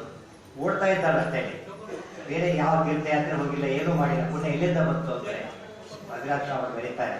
ಎಷ್ಟು ತಕ್ಷಣ ಸುಲಭ ಉತ್ತರ ಅಲ್ಲೇ ಇದೆ. ಹೇಳ್ತಾರೆ, ಪರಾನು ಯಾತ್ರಾಂತಿತ ಪುಣ್ಯಪ. ಕೃಷ್ಣನಿಂದ ಓಡಿಲ್ಲಲ್ಲ, ಅದಕ್ಕಿಂತ ಪುಣ್ಯ ಬೇಕಂತ ಹೇಳ್ತಾರೆ. ತೀರ್ಥಯಾತ್ರೆಗೆ ವಿಗ್ರಹ ನೋಡಕ್ಕೆ ಅಷ್ಟು ದೂರ ಹೋಗ್ತೇವೆ, ಪುಣ್ಯ ಬಂದ ಸಮಾರಾಧನೆ ಮಾಡಿಬಿಡ್ತೇವೆ ಅಂತ ಡೈರೆಕ್ಟ್ ಕೃಷ್ಣನಿಂದ ಹೋದಾಗ ಈ ಪುಣ್ಯ ಬಂದಿರಬೇಕಾಗಿದೆ. ಆಗ ಹೇಳ್ತಾರೆ, ಕೃಷ್ಣನಿಂದ ಓಡೋ ಯೋಗ್ಯತೆ ನಮಗಿಲ್ಲ. ಕೃಷ್ಣ ಅಂದ್ರೆ ಏನು? ಭಾಗವತಾದಿಗಳೇ ಕೃಷ್ಣ. ಅದು ಕೇಳೋದಕ್ಕೆ ಹೋಗ್ತೀವಲ್ಲ, ಅದೇ ಕೃಷ್ಣನ ಕಥೆ ತೀರ್ಥಯಾತ್ರೆ ಅಂತ ಹೇಳ್ತಾರೆ. ಭಾಗವತ ಕೇಳೋದಕ್ಕೆ ಬಂದ್ರೆ ಅದು ದೊಡ್ಡ ತೀರ್ಥಯಾತ್ರೆ. ಬರೀ ತೀರ್ಥಯಾತ್ರೆ ಇದ್ದಾಗಲ್ಲ, ಮತ್ತೆ ತೀರ್ಥಯಾತ್ರೆ ಇದ್ದಾಗ ತಿಳ್ಕೊಬಾರದು. ಭಾಗವತಾದಿಗಳನ್ನ ಕೇಳದೆ ಬದಿಗೆ ಹೋಗಿ ಬರ್ತಾರೆ. ಇವರು ಬದಿಗೆ ಹೋಗೋದು ಸುಮ್ಮನೆ ಭಾಗವತ ಕೇಳ್ತಾರೆ. ಯಾರ ಪುಣ್ಯ ಜಾಸ್ತಿ ಗೊತ್ತಾ? ಬದಿಗೆ ಹೋಗೋದ್ರ ಪುಣ್ಯ ಜಾಸ್ತಿ ಅಲ್ಲ, ಭಾಗವತ ಕೇಳಿದವ್ರ ಪುಣ್ಯ ಜಾಸ್ತಿ ಅಂತ ಹೇಳ್ತಾರೆ. ಅಶ್ವಮೇಧ ಪದೇ ಪದೇ, ಒಂದು ಹೆಜ್ಜೆ ಹೆಜ್ಜೆಗೆ ಅಶ್ವಮೇಧ ಯಾಗ ಮಾಡಿದ ಪುಣ್ಯ ಬರುತ್ತೆ. ಯಾಕೆ ಕೃಷ್ಣ ಯಾರು ಗೊತ್ತಿಲ್ಲ, ಯಾತ್ರೆ ಮಾಡೋದು ಒಂದೇ. ಕೃಷ್ಣ ಯಾರು ಗೊತ್ತಿದ್ದು ಭಾಗವತ ಕೇಳೋದು ಅದಕ್ಕಿಂತ ದೊಡ್ಡದು ಒಂದು ಅರ್ಥದಲ್ಲಿ ಯಶೋದೆಯ ಕಥೆ ಭಾರಿ ಅಪೂರ್ವವಾದ ಕಥೆ. ಆಕೆ ಸಾಧನೆ ಮಾಡ್ಕೊಂಡು ಹೋಗೋದು ಎಷ್ಟು ಮುಖ್ಯನೋ ನಿಮಗೆ ಸಾಧನೆಯ ಮಾರ್ಗ ಗೊತ್ತಾಗುತ್ತದೆ. ಅದಕ್ಕೆ ಭಾಗವತ ಆದಿಗಳು ಕೇಳೋದು ಅದಕ್ಕೋಸ್ಕರ. ಕೃಷ್ಣ ಯಾರೋ ಗೊತ್ತಾಗುತ್ತೆ, ಕೃಷ್ಣನ ಹೇಗೆ ಹಿಡಿಬೇಕು ಗೊತ್ತಾಗುತ್ತೆ. ಆನಂತರ ಕಟ್ಟಕ್ಕೆ ಹೋಗ್ತಾಳೆ, ಕತೆ ಕೇಳಿರ್ತೇವೆ ಆಗೋದಿಲ್ಲ, ಕೊನೆಗೆ ಕಟ್ಟಕ್ಕೆ ಸಾಧ್ಯವಾಯಿತು. ಯಾವಾಗ ಕೃಷ್ಣನ ಕಟ್ತೇನೆ ಅಂತ ಹೋದ್ಲೋ ಆಗಲಿಲ್ಲ, ಮನೆಯಲ್ಲಿ ಹಗ್ಗ ಎಲ್ಲ ಮುಗಿತು. ಪ್ರತಿ ಹಗ್ಗ ಮುಗಿದಾಗಲೂ ಜಗ್ಗುಲೋನ ಮಗುತ್ತದ ಅಂತ 2 ಅಂಗ್ಲ ಕಡಿಮೆ ಆಗ್ತಿತ್ತು. 2 ಅಂಗ್ಲ ಕಡಿಮೆ ಆಯ್ತು ಅಂತ 2 ವಾರ ತಗೊಂಡ್ರೆ ಪುನಃ ಗಂಗಲೋನ ಮಗುತ್ತದ ಒಗಟಾಯ್ತು. ಆಕೆ ಮನೆ ತಿಳ್ಕೊಂಡು ಇವನು ಕಟ್ಟಕ್ಕೆ ಬರೋದಿಲ್ಲ ಅಂತ ತಿಳ್ಕೊಂಡು ತಕ್ಷಣ ಕಟ್ಟಕ್ಕೆ ಬಂತು ಅಂತ ಹೇಳ್ತಾ. ಬಿಟ್ಟವರ ಪಾಶದಿಂದಲೇ ಕಟ್ಟುವನು ಬಹು ಕಠಿಣ ನಿವ ಇಷ್ಟೇಷ್ಟನೆಂದರೆ ಧನವರತ ಸದ್ಭಕ್ತಿ ಪಾಶದಲ್ಲಿ ಕಟ್ಟುವರ ಭವ ಕಟ್ಟು ಬಿಡಿಸುವ ಸಿಟ್ಟಿನವ ನಿವನಲ್ಲ ಕಾಮದ ಕೊಟ್ಟು ಕಾವನು ಸಕಲ ಸೌಖ್ಯವನ್ನು ಇಹ ಪರಂಗ. ಈ ಮಾತು ಒಳ್ಳೆಯ ನಿದರ್ಶನ. ಅಂದರೆ ದೇವರ ಕಟ್ಟಕ್ಕೆ ಹಗ್ಗ ಬೇರೆ ಬೇಕು ಅಂತ ಅರ್ಥ. ಈ ಹಗ್ಗಕ್ಕೆಲ್ಲ ದೇವರು ಸಿಗೋದಿಲ್ಲ. ದುರ್ಯೋಧನ ಆ ಹಗ್ಗ ತಗೊಂಡ ಕಟ್ಟ ಸಿಗ್ಲಿಲ್ಲ, ಆದರೆ ಈಕೆ ಬೇರೆ ಹಗ್ಗ ತಗೊಂಡು ಯಾವುದು ಭಕ್ತಿ ಪಾಶದಲ್ಲಿ ಕಟ್ಟುವಾಗ ಅದನ್ನೇ ಭಕ್ತಿ ಅಂತ ಕರೀತಾರೆ. ದೇವರನ್ನ ಕಟ್ಟಕ್ಕೆ ಆಗೋದಿಲ್ಲ ಅಂತ ತಿಳ್ಕೊಳ್ಳೋದೇ ಭಕ್ತಿ. ಯಸ್ಯ ಮತಂ ತಸ್ಯ ಅವತಂ ಮತಂ ಯಸ್ಯ ನವೇದ ಸಹ ಉಪನಿಷತ್ ಹೇಳ್ತಾರೆ. ದೇವರನ್ನ ತಿಳ್ಕೊಂಡಿದ್ದೇವೆ ಅಂದರೆ ಪೂರ್ತಿಯಾಗಿ ತಿಳ್ಕೊಂಡಿಲ್ಲ ಅಂತ ಅರ್ಥ. ಆದರೆ ದೇವರನ್ನ ತಿಳ್ಕೊಳ್ಳೋದಕ್ಕಾಗೋದಿಲ್ಲ ಪೂರ್ತಿಯಾಗಿ ತಿಳ್ಕೊಂಡ್ರೆ ತಿಳ್ಕೊಂಡಿದ್ದಾನೆ ಅಂತ ಅರ್ಥ. ಒಗಟದು ಅದನ್ನೇ ಯಶೋದೆ ಅರ್ಥ ಮಾಡಿಕೊಂಡು ಯಮರಾರ್ಜುನ ಭಂಜನ, ಯಮರಾರ್ಜುನ ಭಂಜ ಚಿಕ್ಕ ಕೂಸು, 2 ಜೋಡಿ ಮರಗಳು, ಬತ್ತಿ ಮರಗಳು. ಅದ್ರ ಮಧ್ಯೆ ಕೃಷ್ಣ ಹೋದರೆ 2 ಮರಗಳು ಬಿದ್ದವು. ಅಷ್ಟೇ ಅಲ್ಲ, 2 ಮರ ಬಿದ್ದು ಹೋದವು. 2 ರಾಕ್ಷಸರು ಧ್ವನಿ ಚಮು ಅಂತ ಬಸ್ಸಿಗೆ ಹೋದರು. 4 ಮರಗಳಿದ್ರೆ ಸದ್ಗತಿಗೆ ಹೋದರು. ಎಷ್ಟು ಕೆಲಸ ಮಾಡ್ತಾರೆ ಕೃಷ್ಣ. ಮರಗಳು, ರಾಕ್ಷಸರು, ದೇವತೆಗಳು ಅಷ್ಟನ್ನು ಉದ್ಧಾರ ಮಾಡ್ತಾರೆ. ಅದಿಟ್ಕೊಂಡೆ ಇಂದಿರೇ ಸೇನೆಯಿಂದ ಒಂದು ಕ್ರಿಯೆವು ದ್ವಂದ್ವವಾಯಿತು ಅಂತ ಹೇಳ್ತಾರೆ. ಪರಮಾತ್ಮ ಏನು ಮಾಡಿದ್ರು ಕೂಡ ವ್ಯರ್ಥ, ಶ್ರೇಷ್ಠ, ಅನಂತಾರ್ಥ. ನಾವು ಮಾಡೋದೆಲ್ಲ ಬರೀ ವ್ಯರ್ಥ ಅಂತೇವಲ್ಲ. ಹಾಗಾಗಿ ವ್ಯರ್ಥ ವ್ಯರ್ಥ ಅಂದ್ರೆ ಅನೇಕ ಅರ್ಥ, ವ್ಯರ್ಥ ಅಂದ್ರೆ ಏನು ಪ್ರಯೋಜನ ಇಲ್ಲ. ಭಗವಂತ ಹಾಗೆ ಮಾಡಿ ತೋರಿಸಿದ. ದೇವರ ಒಂದೊಂದು ಮಾತು ಕೃಷ್ಣ ರೂಪದಿಂದ ಮಾಡಿದ ಪ್ರತಿ ಕೆಲಸಗಳಿಗೂ ಕೂಡ ಅನೇಕ ಅರ್ಥಗಳು. ವಾಸಿಷ್ಠ ರೂಪದಿಂದ ಕೃಷ್ಣರು ಬರೆದ ಭಾಗವತಾದಿ ಗ್ರಂಥಗಳಿಗೆ ಮಾತಿಗೆ ಅನೇಕ ಅರ್ಥಗಳು. ಅಲ್ಲಿ ಮಾತಿಗೆ ಅರ್ಥ, ಇಲ್ಲಿ ಕೃತಿಗೆ ಅರ್ಥ. ಕೃಷ್ಣ ಏನ್ ಮಾಡಿದ್ರು ಕೂಡ ಅರ್ಥ ಇರುತ್ತೆ ಎಂಬುದಕ್ಕೆ ಸಾಕ್ಷಿಯಾಯಿತು. ಮುಂದೆ ವತ್ಸಪಾಲನಾಗ್ತಾನೆ ಕೃಷ್ಣ, ಕರುಗಳನ್ನು ಮೇಯಿಸೋರು. ಆಮೇಲೆ ಗೋಪಾಲಕನಾಗ್ತಾನೆ, ವತ್ಸಪಾಲಕನಾಗಿದ್ದ ವತ್ಸಾಸುರ ಅಂತ ಬರ್ತಾನೆ, ಅವನು ಕೊಂದಾಗ್ತಾನೆ. ಇನ್ನು ಅನೇಕ ರಾಕ್ಷಸರು ಬರೋದು ಸಾಯೋದಷ್ಟೇ. ಮುಂದೆ ಧೇನುಕಾಸುರ ಭಂಜನ ಕೊಲಿಸಿದ್ದು ಬಲರಾಮದೇವರ ಕೈಗೆ ತನ್ನ ಶಕ್ತಿಯಿಂದ ಆದ್ದರಿಂದ ಧೇನುಕಾಸುರ ಭಂಜನ. ಅವರೆಲ್ಲರಿಗೂ ದೊಡ್ಡ ಹಣ್ಣಿನ ಮರ ಕಾಣಿಸಿತು ಗೋಪಾಲಕರಿಗೆ. ಒಳ್ಳೆಯ ಹಣ್ಣುಗಳು ತಿನ್ನಕ್ಕೆ ಹೋದರೆ ರಾಕ್ಷಸರು ಕತ್ತೆ ರೂಪದಲ್ಲಿ ಇದ್ದವರೆಲ್ಲ ಕೂಡ ಒಂದು ಹಣ್ಣು ತಿನ್ನಕ್ಕೂ ಬಿಡ್ತಿದ್ದಿಲ್ಲ. ಅವ್ರು ಯೋಚನೆ ಮಾಡಿದ್ರು, ಕೃಷ್ಣ ಆ ಹಣ್ಣು ಬೇರೆ ಯಾರೂ ಫಲ ಕೊಡೋದಿಲ್ಲ, ಅದು ತೋರಿಸ್ಕೊಡ್ತಾರೆ. ಅದು ಸ್ವಲ್ಪ ಫಲ ಕೊಡಲಿಲ್ಲ, ತೃಪ್ತಿಯಾದ ಫಲ ಕೊಡ್ತಾನೆ ಪರಮಾತ್ಮ. ಇದು 2ನೇ ಮುಖ. ಮುಂದೆ ಕಾಲಿಯ ವಸನವನ್ನು ಮಾಡ್ತಾನೆ ಕೃಷ್ಣ. ದೊಡ್ಡ ಸರ್ಪ, ಪೂತನಿಯಲ್ಲಿ ಜೀವದ್ವಯ ಆವೇಶ ಇತ್ತು, ಆದರೆ ಕಾಲಿಯಲ್ಲಿ ಜೀವದ್ವಯ ಆವೇಶ ಇಲ್ಲ, ಅಸುರಾವೇಶ ಮಾತ್ರ ಇತ್ತು. ಯಾವಾಗಲೂ ಇದ್ರೆ ಜೀವದ್ವಯ, ಒಮ್ಮೆ ಬಂದ್ರೆ ಅಸುರಾವೇಶ ಅಷ್ಟೇ. ಕೃಷ್ಣ ಅದನ್ನು ಮಥನ ಮಾಡ್ತಾನೆ. ಕೃಷ್ಣನ ಕಾಳಿಯ ವಸನದ ಕೆಲಸ ಅವರು ಸರ್ವೋತ್ತಮ ಅಂತ ತಿಳಿಸ್ಕೊಡ್ತಾ ಇದೆ. ಮನುಷ್ಯ ಹಾವನ್ನು ಕಂಡ್ರೆ ಓಡೋಗ್ತಾನೆ. ಅದನ್ನ ಕೇಳ್ಕೊಂಡ್ರೆ ಒಂದು ಹಾವಿನ ತೋರಿಸ್ಬೇಕು, ರಬ್ಬರ್ ಹಾವು ತೋರಿಸಿದ್ರು ಸಾಕು, ಓಡೋಗ್ಬಿಡ್ತಾನೆ. ನಿಜವಾದ ಹಾವು ಕೂಡ ಬೇಕಾಗಿಲ್ಲ. ಹಾವಿನ ಮೇಲೆ ಕೃಷ್ಣ ಕುಡಿದ ಕುಡಿತೀಯ ಅಂದ್ರೆ ಇದ್ದಲ್ಲೇ ಕೂಡ ಓಡೋಗ್ತಾರೆ ಹೊರತು ಕೃಷ್ಣನ ಹತ್ರ ಅವರ ಹತ್ರ ಹೋಗ್ಲಿಕ್ಕೆ ಸಾಧ್ಯ. ಹಾವು ಅಂದ್ರೆ ಏನು ಗೊತ್ತಾ? ಸಾವು. ಸಾವಿನ ಕುಡಿತಾರೆ ಅಂದ್ರೆ ಅವೋ ಡೆತ್ ಅಂತ ಅರ್ಥ, ಅಂದ್ರೆ ಅನಾದಿ ನಿತ್ಯ ಅಂತ. ಕೃಷ್ಣನಿಗೆ ಎಂದು ಅಜರಾಭರಣ ಸಕಲಾಂತ್ಯ ಹರಹ ಕಮಲಾಪತಿ ಈಡ್ಯತಮೋ ಅವತುನಃ. ದೇವರು ಅಬೌ ಡೆತ್ ಅಂತ ಹೇಳೋದಕ್ಕೆ ಹಾವಿನ ಹಾಸಿಗೆ, ಹಾವಿನ ಮೇಲೆ ಕುಡಿಯೋದು. ಈ ಕೆಲಸ ಯಾರಿಗೂ ಮಾಡಕ್ಕೆ ಬರೋದಿಲ್ಲ, ಹರಿವಾಯುಗಳು ಮಾತ್ರ ಮಾಡ್ತಾರೆ. ಹರಿ ಸ್ವತಂತ್ರರಾಗಿ ಮಾಡ್ತಾರೆ. ವಾಯುದೇವರು ಅಜಗರ ಹಿಡಿದಾಗ ಬಿಡಿಸ್ತಾರೆ. ಆದರೆ ಹಾವಿನಿಂದ ಪಾಲನೆ ಅವರು ಪಾರಾಗಿದ್ದಾರೆ ಅಷ್ಟೇ ಅಲ್ಲ, ನಮ್ಮನ್ನು ಪಾರ ಮಾಡ್ತಾನೆ. ಆದ್ದರಿಂದ ಬೇರೆ ಯಾರನ್ನು ಕೂಡ ನಾವು ಆಶ್ರಯಿಸಿದರೆ ಮುಕ್ತಿ ಸಿಗೋದಿಲ್ಲ, ಇವರಿಬ್ಬರಿಂದಲೇ ಸಾಧ್ಯ ಅಂತ ತೋರಿಸ್ತಾರೆ. ಮುಂದೆ ಇನ್ನೊಂದು ಘಟ್ಟದಲ್ಲಿ ಕಾಳಿಯ ಉದ್ಧಾರವನ್ನು ಮಾಡಿದ ಕೃಷ್ಣ. ಇವೆಲ್ಲ ಕಥೆಗಳಲ್ಲ, ನೀವು ಮಧುರಕ್ಕೆ ಹೋಗ್ಬೇಕು, ಅಲ್ಲಿ ನೋಡ್ಬೇಕು, ವೃಂದಾವನಕ್ಕೆ ಹೋಗ್ಬೇಕು, ಗೋಕುಲಕ್ಕೆ ಹೋಗ್ಬೇಕು. ಅಲ್ಲಿ ಜನಗಳು ಭಾಗವತರಿಗೆ ಅಂತ ಕೇಳಿರ್ತಾರೆ, ಅದು ಪ್ರಾಕ್ಟಿಕಲ್ ಭಾಗವತ ತೋರಿಸ್ತಾರೆ. ಇಂಜಿನಿಯರಿಂಗ್ ಸ್ಟೂಡೆಂಟ್ಸ್ಗೆಲ್ಲ ಟೂರ್ ಕರ್ಕೊಂಡು ಹೋಗ್ತಾರಲ್ಲ, ಕ್ಯಾಂಪ್ ತೋರ್ಸೋಕ್ಕೋಸ್ಕರ ಗಟ್ಟಿ ಆಗಲಿಕ್ಕೆ ಭಾಗವತ ಹೇಳಿದಾಗ ಅಲ್ಲೆಲ್ಲ ತೋರಿಸ್ಬಿಟ್ರೆ ಕೃಷ್ಣನ ಕಥೆಯಲ್ಲ ಇತಿಹಾಸ ಅಂತ ಗೊತ್ತಾಗ್ತದೆ, ನಡೆದ ಕಥೆಗಳು. ಇವತ್ತು ಕೃಷ್ಣ ಕಾಳಿಯ ಮಠ ಮಾಡಿದ ಜಾಗಕ್ಕೆ ಏನಂತ ಕರೀತಾರೆ ಗೊತ್ತಾ? ನಾವೆಲ್ಲ ಕರಿತೇವಲ್ಲ ಮಲ್ಲೇಶ್ವರ, ಯಶವಂತಪುರ ಅಂತ ಕರೆದಾಗೆ ಕಾಳಿ ಕರೆದಂತಾನೆ ಆ ಏರಿಯಾ ಎಕ್ಸ್ಟೆನ್ಷನ್, ದೊಡ್ಡ ಎಕ್ಸ್ಟೆನ್ಷನ್. ಈಗ ಯಮುನಾನದಿ ಇಲ್ಲ, ದೂರ ಹೋಗಿದೆ, ತುಂಬ ದಿವಸ ಆಗಿದೆ, ದೂರ ಹೋಗಿದೆ. ಆದರೆ ಒಂದು ಮಾತು ಜ್ಞಾಪಕ ಇರಬೇಕು, ಅದು ಗುರುತು ಹೇಳ್ತಾರೆ. ಎಷ್ಟೋ ಜನ ಹೊಸರು ಹೋಗಿರ್ತಾರಲ್ಲ, ತೋರ್ಸೋ ಗೈಡ್ಗಳಿರ್ತಾರೆ, ಯಾವುದೋ ತೋರಿಸ್ಬಿಟ್ಟು ಇದೆ ಕಾಳಿಯ ಮಠ ಅಂತ ಹೇಳ್ಬಿಡ್ತಾರೆ. ಯಮುನಾದಿ ಕರ್ಕೊಂಡೋಗಿ ತೋರಿಸ್ಬಿಡ್ತಾರೆ. ಇಲ್ಲ, ಅಲ್ಲಿ ಗುರುತು ಹೇಳ್ತಾರೆ ಭಾಗವತದಲ್ಲಿ, ನೆನಪಿರ್ಬೇಕು. ಏನು ಗುರುತು ಗೊತ್ತಾ? ಅಲ್ಲಿ ಒಂದು ಕದಂಬ ವೃಕ್ಷ ಇತ್ತು. ಎಲ್ಲಾರು ಅಲ್ಲಿ ಬಿದ್ದವರೆಲ್ಲ ಬಿದ್ದು ಸಾಯ್ತಾ ಇದ್ರು. ಅಲ್ಲಿದ್ದ ಹುಲ್ಲುಗಳು ಬೆಳೀತಿರ್ಲಿಲ್ಲ. ಒಂದು ಕದಂಬ ವೃಕ್ಷ ಮಾತ್ರ ಇತ್ತು. ಒಂದು ಅಮೃತದ ಬಿದ್ದಿದ್ದೆ ಕದಂಬ ವೃಕ್ಷ ಇತ್ತು, ಅದು ಗುರುತದ್ದು. ಇವತ್ತು ಕದಂಬ ವೃಕ್ಷ ಅಲ್ಲಿದೆ, ಇನ್ನೆಲ್ಲೂ ಕದಂಬ, ಅಲ್ಲಿಲ್ಲ ಕದಂಬ ವೃಕ್ಷ, ಇಲ್ಲಿದೆ. ಭಾಗದ ಸರಿಯಾಗಿ ಕೇಳಿದ್ರೆ ಗೊತ್ತಾಗುತ್ತೆ. ಇದ್ದವರ ಬೇಡಿಗಳು ಗೊತ್ತು, ಮೋಸ ಮಾಡಕ್ಕೆ ಆಗಿ ಬರುತ್ತೆ ಅಂತ ಮೋಸ ಮಾಡ್ತಾರೆ. ಇವತ್ತು ಕದಂಬ ವೃಕ್ಷ ಇದೆ, ಅಂದ್ರೆ ಬೆಳಿತಾನೆ ಇರುತ್ತೆ ಅಂತ ಅರ್ಥ. ವಿಶಾಲವಾದ ವೃಕ್ಷ. ಅವಾಗ ಇದು ಭಾರಿ ದೊಡ್ಡದಾಗಿರುತ್ತೆ. ಈಗ ಹಾಗೆ ಅದು ಅಮೃತದ ಬಿದ್ದಿದ್ದಕ್ಕೆ ಭಾಗವತದ ಕಥೆ ಎಷ್ಟು ಸತ್ಯ ಅಂದರೆ ಅದರಲ್ಲಿ ಎಷ್ಟೋ ಸಾವಿರ ವರ್ಷಗಳ ಹಿಂದೆ. ಇದು ನಡೆದೇ 5,000-6,000 ವರ್ಷ ಆಯ್ತು ಈಗಾಗಲೇ. ಇನ್ನೂ ಕದಂಬ ವೃಕ್ಷ ಇದೆ ಅಂದರೆ ಅದು ಫ್ರೆಶ್ ಆಗಿ ಕಾಣಿಸುತ್ತೆ. ಕತೆ ಫ್ರೆಶ್ ಆಗಿ ಕಾಣಿಸುತ್ತೆ ಅಂದರೆ ಅಮೃತದ ಫಲ, ಅಮೃತದ ಎಫೆಕ್ಟ್ ಹೇಗಿರುತ್ತೆ ನೋಡಿ.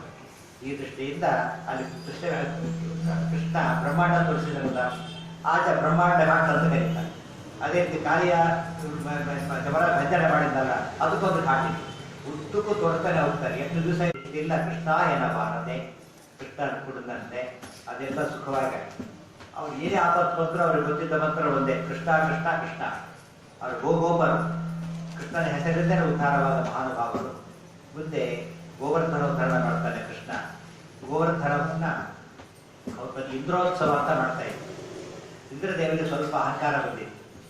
ಕೃಷ್ಣ ಅವತಾರ ಮಾಡಿ ಬಂದಿರೋದೇ ತಮ್ಮ ಪ್ರಾರ್ಥನೆಯಿಂದ. ಆದರೆ ಸ್ವಲ್ಪ ಇನ್ನು ಹುಡುಗ ಅಂತ ಭಾವನೆ ಬಂದರು. ಕೃಷ್ಣನಿಗೆ ಸಿಗೋ ಗೌರವವನ್ನು ಬಿಟ್ಟು ಸ್ವಲ್ಪ ಅಹಂಕಾರ ಕೊಟ್ಟು ಕೃಷ್ಣ ಅವ್ರಿಗೆ ಖುಷಿ ತರಿಸಬೇಕು ಅಂತ ಹೇಳಿ, ಈ ಸತ್ಯ ಇಂದ್ರೋತ್ಸವ ಮಾಡಬೇಡಿ, ಗೋವರ್ಧನಕ್ಕೆ ಪೂಜೆ ಮಾಡಬೇಡಿ ಅಂತ ಹೇಳಿದ. ಅನಂತರ ಅವ್ರು ಹಾಗೆ ಮಾಡಿದ್ರು. ಇಂದ್ರದೇವರಿಗೆ ಕೋಪ ಬಂತು, ದೊಡ್ಡ ಮಳೆ ಸುರಿಸಿದ್ರು. ಅಂತಿಂತ ಬೆಂಗಳೂರಿಗೆ ಈ ಮಳೆ ಅರ್ಥ ಆಗುತ್ತೆ. ವರ್ಷದ ಮಳೆ ನೋಡಿದವರಿಗೆ ಎಷ್ಟು ಭಯ ಆಗಿರಬೇಕು ಗೊತ್ತಾಗಿರ್ತಿಲ್ಲ. ಇದು ಅಂತಿಂತ ಮಳೆ ಅಲ್ಲ, ಸಾಮಾನ್ಯ ಮಳೆ ಇದು. ಆಲೆಕುಂಟೆ ಅದು ಪ್ರಳಯ ಕಾಲದ ಮಳೆ ಅಂತ ಹೇಳ್ತಾರೆ. ಸಂವರ್ತಕ ಭೇದಗಳು ಬಂದರೆ ಪ್ರಳಯ ಕಾಲದ ಮಳೆ. ಅದು ಆನೆಯ ಸೊಳ್ಳೆನಷ್ಟು ಗಾತ್ರದ ಹನಿಗಳು, ಅಂದರೆ ತಾರೆ ಹನಿ ಬೀಳೋದಲ್ಲ, ತಾರೆ ಧಾರಾಕಾರವಾಗಿ ಕುಸಲಾಕಾರ ಆನೆಯ ಗೊಂದಲ ಗಾತ್ರದ ಹನಿಗಳು ನಿರಂತರ 7 ದಿವಸಗಳ ಕಾಲ ಸುರಿಯುವುದು. ಕೃಷ್ಣ ಆ ಸಮಯದಲ್ಲಿ ಕೇವಲ ಅದರ ಒಂದು ಕೈಯಿಂದ ಬೆಟ್ಟ ಇರ್ತಾರೆ. ಅದು ಎಡಗೈಯಿಂದ ಇಡೀ ಬೆಟ್ಟ ಇರ್ತಾರೆ, ಗೋವರ್ಧನ ಇರ್ತಾನೆ. ಯಾರ್ಯಾರು ಸಾಧ್ಯ ಇದೆಯಾ? ಅದಕ್ಕೆ ಕೃಷ್ಣ ಏನೇನು ಮಾಡ್ತಾನೆ ಅದು ಸರ್ವೋತ್ತಮವನ್ನು ತಿಳಿಸ್ಕೊಡ್ತಕ್ಕಂಥವ್ರು. ಈ ಹಾಲಿನ ಈ ಪ್ರತಿ ಹನಿ ನೋಡಿ ಅದು ಬೆಳಗಿದೆ. ಒಂದು ಕಡೆ ಕಪ್ಪು ಭಾಗ ಇದ್ರೆ ಹಾಲು ಅಂತ ಕರೆಯೋದಿಲ್ಲ. ಪ್ರತಿ ಹನಿಯಲ್ಲೂ ಬೆಳಗ್ಗೆ ಆಗಿರಬೇಕು. ಕೃಷ್ಣನ ಪ್ರತಿ ಕಾರ್ಯದಲ್ಲೂ ಕೂಡ ಅದು ಸರ್ವೋತ್ತಮ ಅಂತ ತೋರಿಸ್ತಾನೆ ಇರ್ತಾರೆ. ಇಂದ್ರದೇವರು ಸೋಲ್ತಾರೆ, ಬರ್ತಾರೆ, ಶರಣಾಗತರಾಗ್ತಾರೆ, ಕೃಷ್ಣ ಸಂರಕ್ಷಣೆ ಮಾಡ್ತಾನೆ. ಮತ್ತೊಂದು ಹೇಳ್ತಾರೆ ಅಲ್ಲಿ, ಗೋವರ್ಧನವನ್ನು ಮೇಲೆಕ್ಕೆತ್ತಿದ. ಯಾರು ಗೋವುಗಳಿಗೆ ಸೇವೆ ಸಲ್ಲಿಸಿ ಅವನ್ನ ಬೆಳೆಸ್ತಾರೋ ಅವನ್ನ ಕೃಷ್ಣ ತುಂಬಾ ಮೇಲೆಕ್ಕೆತ್ತಿ ಬಿಡ್ತಾನೆ. ಇವತ್ತು ತುಂಬಾ ಆಪತ್ತುಗಳಿರುತ್ತೆ, ಏನು ಖರ್ಚು ಮಾಡಬೇಡಿ. ನೀವು ಹೋಮ ಹವನ ಮಾಡೋದು ಕಷ್ಟ ಆಗೋದು ಎಷ್ಟೋ ಸಲ. ಗೋವುಗಳಿಗೆ ಸ್ವಲ್ಪ ರಕ್ಷಣೆ ಮಾಡಿ ಆ ಆಪತ್ತು ತುಂಬಾ ಸುಲಭ ಪರಿಹಾರ. ಎಲ್ಲ ಸಮಸ್ಯೆಗಳು ದೊಡ್ಡ ಪರಿಹಾರ ಅಂದ್ರೆ ಗೋಗಳ ಸಂರಕ್ಷಣೆ. ಬರೀ ಗೋಗ್ರಾಸ ಕೊಟ್ಟರೆ ಎಷ್ಟು ಒಳ್ಳೇದಾಗುತ್ತೆ. ಅಂಥದ್ದಲ್ಲಿ ಇಲ್ಲಿ ಗೋಗಳ ಸಂರಕ್ಷಣೆ ಮಾಡಿದ್ರಂತೂ ಆ ಪುಣ್ಯಕ್ಕೆ ಎಡೆನೇ ಇಲ್ಲ. ಒಂದು ಗ್ರಂಥ ಗೋವುಗಳು, ಒಂದು ಗೋವುಗಳು ಎಲ್ಲ ಸಂರಕ್ಷಣೆ ಮಾಡೋದು ನಮ್ಮ ಜೀವನದ ದೊಡ್ಡ ವ್ರತ ಆಗುತ್ತೆ. ಗೋವುಗಳು ಮಾತಾಡೋದಿಲ್ಲ, ಹಾಲು ಕೊಟ್ಟು ಕಾಪಾಡುತ್ತೆ. ಗ್ರಂಥಗಳು ಹಾಲು ಕೊಡೋದಿಲ್ಲ, ಜ್ಞಾನ ಕೊಟ್ಟು ಕಾಪಾಡುತ್ತೆ. ಎರಡು ಕೊಡವೆ. ಪುಸ್ತಕ ನೋಡಿದ್ರೆ ನಮಗೆ ಹಾಗೆ ಜ್ಞಾನ ಬರುತ್ತೆ. ಒಂದು ಗೋವಿಂದ 100 ಜನ ಹಾಲು ಕೊಡಲಿಕ್ಕೆ ಬರೋದಿಲ್ಲ. ಒಂದು ಪುಸ್ತಕ 1000 ಜನ ಓದ್ಬೋದು, ಅಷ್ಟು ಪುಸ್ತಕಗಳ ಮಹತ್ವ ಇದೆ. ಇನ್ನು ಗೋವುಗಳಂತೂ ಹುಟ್ಟಿದಾಗಿಂದ ಸಾಯೋವರೆಗೂ ನಮಗೆ ಗೋವಿನ ಹಾಲು ಬೇಕು. ಸಾಯೋವರೆಗೂ ಕೂಡ ಪ್ರತಿ ದಿವಸವೂ ಇಲ್ಲಿ ಹಾಲು ಬೇಕು ಮನುಷ್ಯನಿಗೆ. ಅಂದರೆ ಗೋವುಗಳ ವಿಶಿಷ್ಟ ಮಹತ್ವ. ಗೋವರ್ಧನ ಉದ್ಧಾರವನ್ನು ಮಾಡ್ತಾನೆ ಕೃಷ್ಣ. ಅಲ್ಲಿಂದ ಮುಂದೆ ಗೋಪಿಯರ ಅನುಗ್ರಹ ಮಾಡ್ತಾನೆ. ಬಂದ ರಾಕ್ಷಸರೆಲ್ಲ ಬರೋದು ಸಾಯೋದು ಹೋಗ್ತಿರೋದು. ಅದೇ ರೀತಿ ಕಾಳಿಯ, ಕೂತನ ಇವರೆಲ್ಲ ಒಂದು ಕೇಸು. ಈ ಧೇನುಕಾಸುರಾದಿಗಳೆಲ್ಲ ಒಂದು ಗುಂಪು, ಇವರೆಲ್ಲ ಒಂದು ಗುಂಪು. ಇದು ಇಂದ್ರಾದಿ ದೇವರಿಗೆ ಗರ್ಭಭಂಗ ಮತ್ತೊಂದು ಗುಂಪು. ಎಷ್ಟು ವೆರೈಟಿ ವೈಗಳನ್ನು ತೋರಿಸ್ತಾ ಕೃಷ್ಣ ತೋರಿಸ್ತಾರೆ. ಅಲ್ಲೆಲ್ಲೂ ಯಾವ ಆಯುಧ ಕೃಷ್ಣ ಹಿಡ್ಕೊಂಡಿಲ್ಲ, ಯಾವ ಚಕ್ರ ಬಾಣ ಯಾವುದೂ ಇಲ್ಲ, ಸುಮ್ಮನೆ ನಗರತ್ತ ಹಾಗೆ ಮಾಡ್ತಾರೆ. ಅದನ್ನ ಎತ್ತಬೇಕಾದ್ರೆ ಕೃಷ್ಣ ಗೋವರ್ಧನ ಪರ್ವತನ ಯಾರೋ ಕಿತ್ತಿಟ್ಟು ಎತ್ತ ಕೆಲಸ ಅಲ್ಲ, ಫಿಕ್ಸ್ ಆಗಿದ್ರ ಮೇಲೆ ಎತ್ತಬೇಕಲ್ಲ, ಬೀರಿಸ್ಬೇಕು ಎತ್ತಬೇಕು. ದೊಡ್ಡ ಬಂಡೆ ಇರುತ್ತೆ, ಫಿಕ್ಸ್ ಆಗಿರೋದಿಲ್ಲ, ಎತ್ತಕ್ಕಾಗೋದಿಲ್ಲ. ಫಿಕ್ಸ್ ಆಗಿರೋ ಬಂಡೆ ಕಿತ್ತಿ ಎತ್ತಬೇಕು, ಎಷ್ಟು ಕಷ್ಟ. ಆ ರೀತಿ ಮಾಡಿದವರು ಇದ್ರೆ ಫಿಕ್ಸ್ ಆಗಿರೋ ಮಂದಾರವನ್ನ ಎತ್ತಿದ್ದು ಆ ಪೂರ್ವ ರೂಪದಿಂದ ಎದ್ದು ಧರಿಸಿದ. ಇಲ್ಲಿ ಗೋವರ್ಧನವನ್ನು ಬೇರೆ ಕಿತ್ತು ಒಂದೇ ಕೈಲಿ 7 ದಿವಸ ಹಿಡಿದ. ಒಂದೇ ಕೈಯಲ್ಲಿ ಒಂದು ಸಣ್ಣ ಪಾತ್ರೆ ನಿಮಗೆ ಹಿಡಿದಕ್ಕಾಗೋದಿಲ್ಲ ಅಲ್ಲ, 7 ದಿವಸ ಬರೀ ಕೈ ಎತ್ತಕ್ಕೂ ಆಗೋದಿಲ್ಲ. ಒಂದು 5 ನಿಮಿಷ ಹಿಡ್ಕೊಂಡು ಆ ಕೆಳಗೋಗ್ಬಿಟ್ಟಿರುತ್ತೆ, ಸುಮ್ಮನೆ ಬರೀ ಕೈಯೇ ಕೆಳಗಿಳಿದ್ಬಿಡುತ್ತೆ. ಗೋವರ್ಧನ ಪರ್ವತವನ್ನು ಕೃಷ್ಣ ಹಿಡ್ಕೊಂಡ ಅಂತ ಕೇಳಿದ್ರೆ ಇವಿಷ್ಟು ಕೂಡ ಅನನ್ಯ ಸಾಧ್ಯ. ತನ್ನ 69 ವರ್ಷಕ್ಕೋಸ್ಕರ ಮಾಡಿದ ಮಹಿಮೆಗಳು ಸಾಮಾನ್ಯ. ಈ ಕಥೆ ಕೇಳಿದವರಿಗೆ ಆಗ ಅಹಂ ಬ್ರಹ್ಮಾಸ್ಮಿ ಅನ್ಕೊಳ್ಳೋಕೆ ಸಾಧ್ಯನೇ ಇಲ್ಲ. ಹರಿರೇವ ಪರಹ, ಹರಿರೇವ ಗುರು, ಹರಿರೇವ ಜಗತ್ ಪಿತೃಮಾತ್ರ ಗತಿ.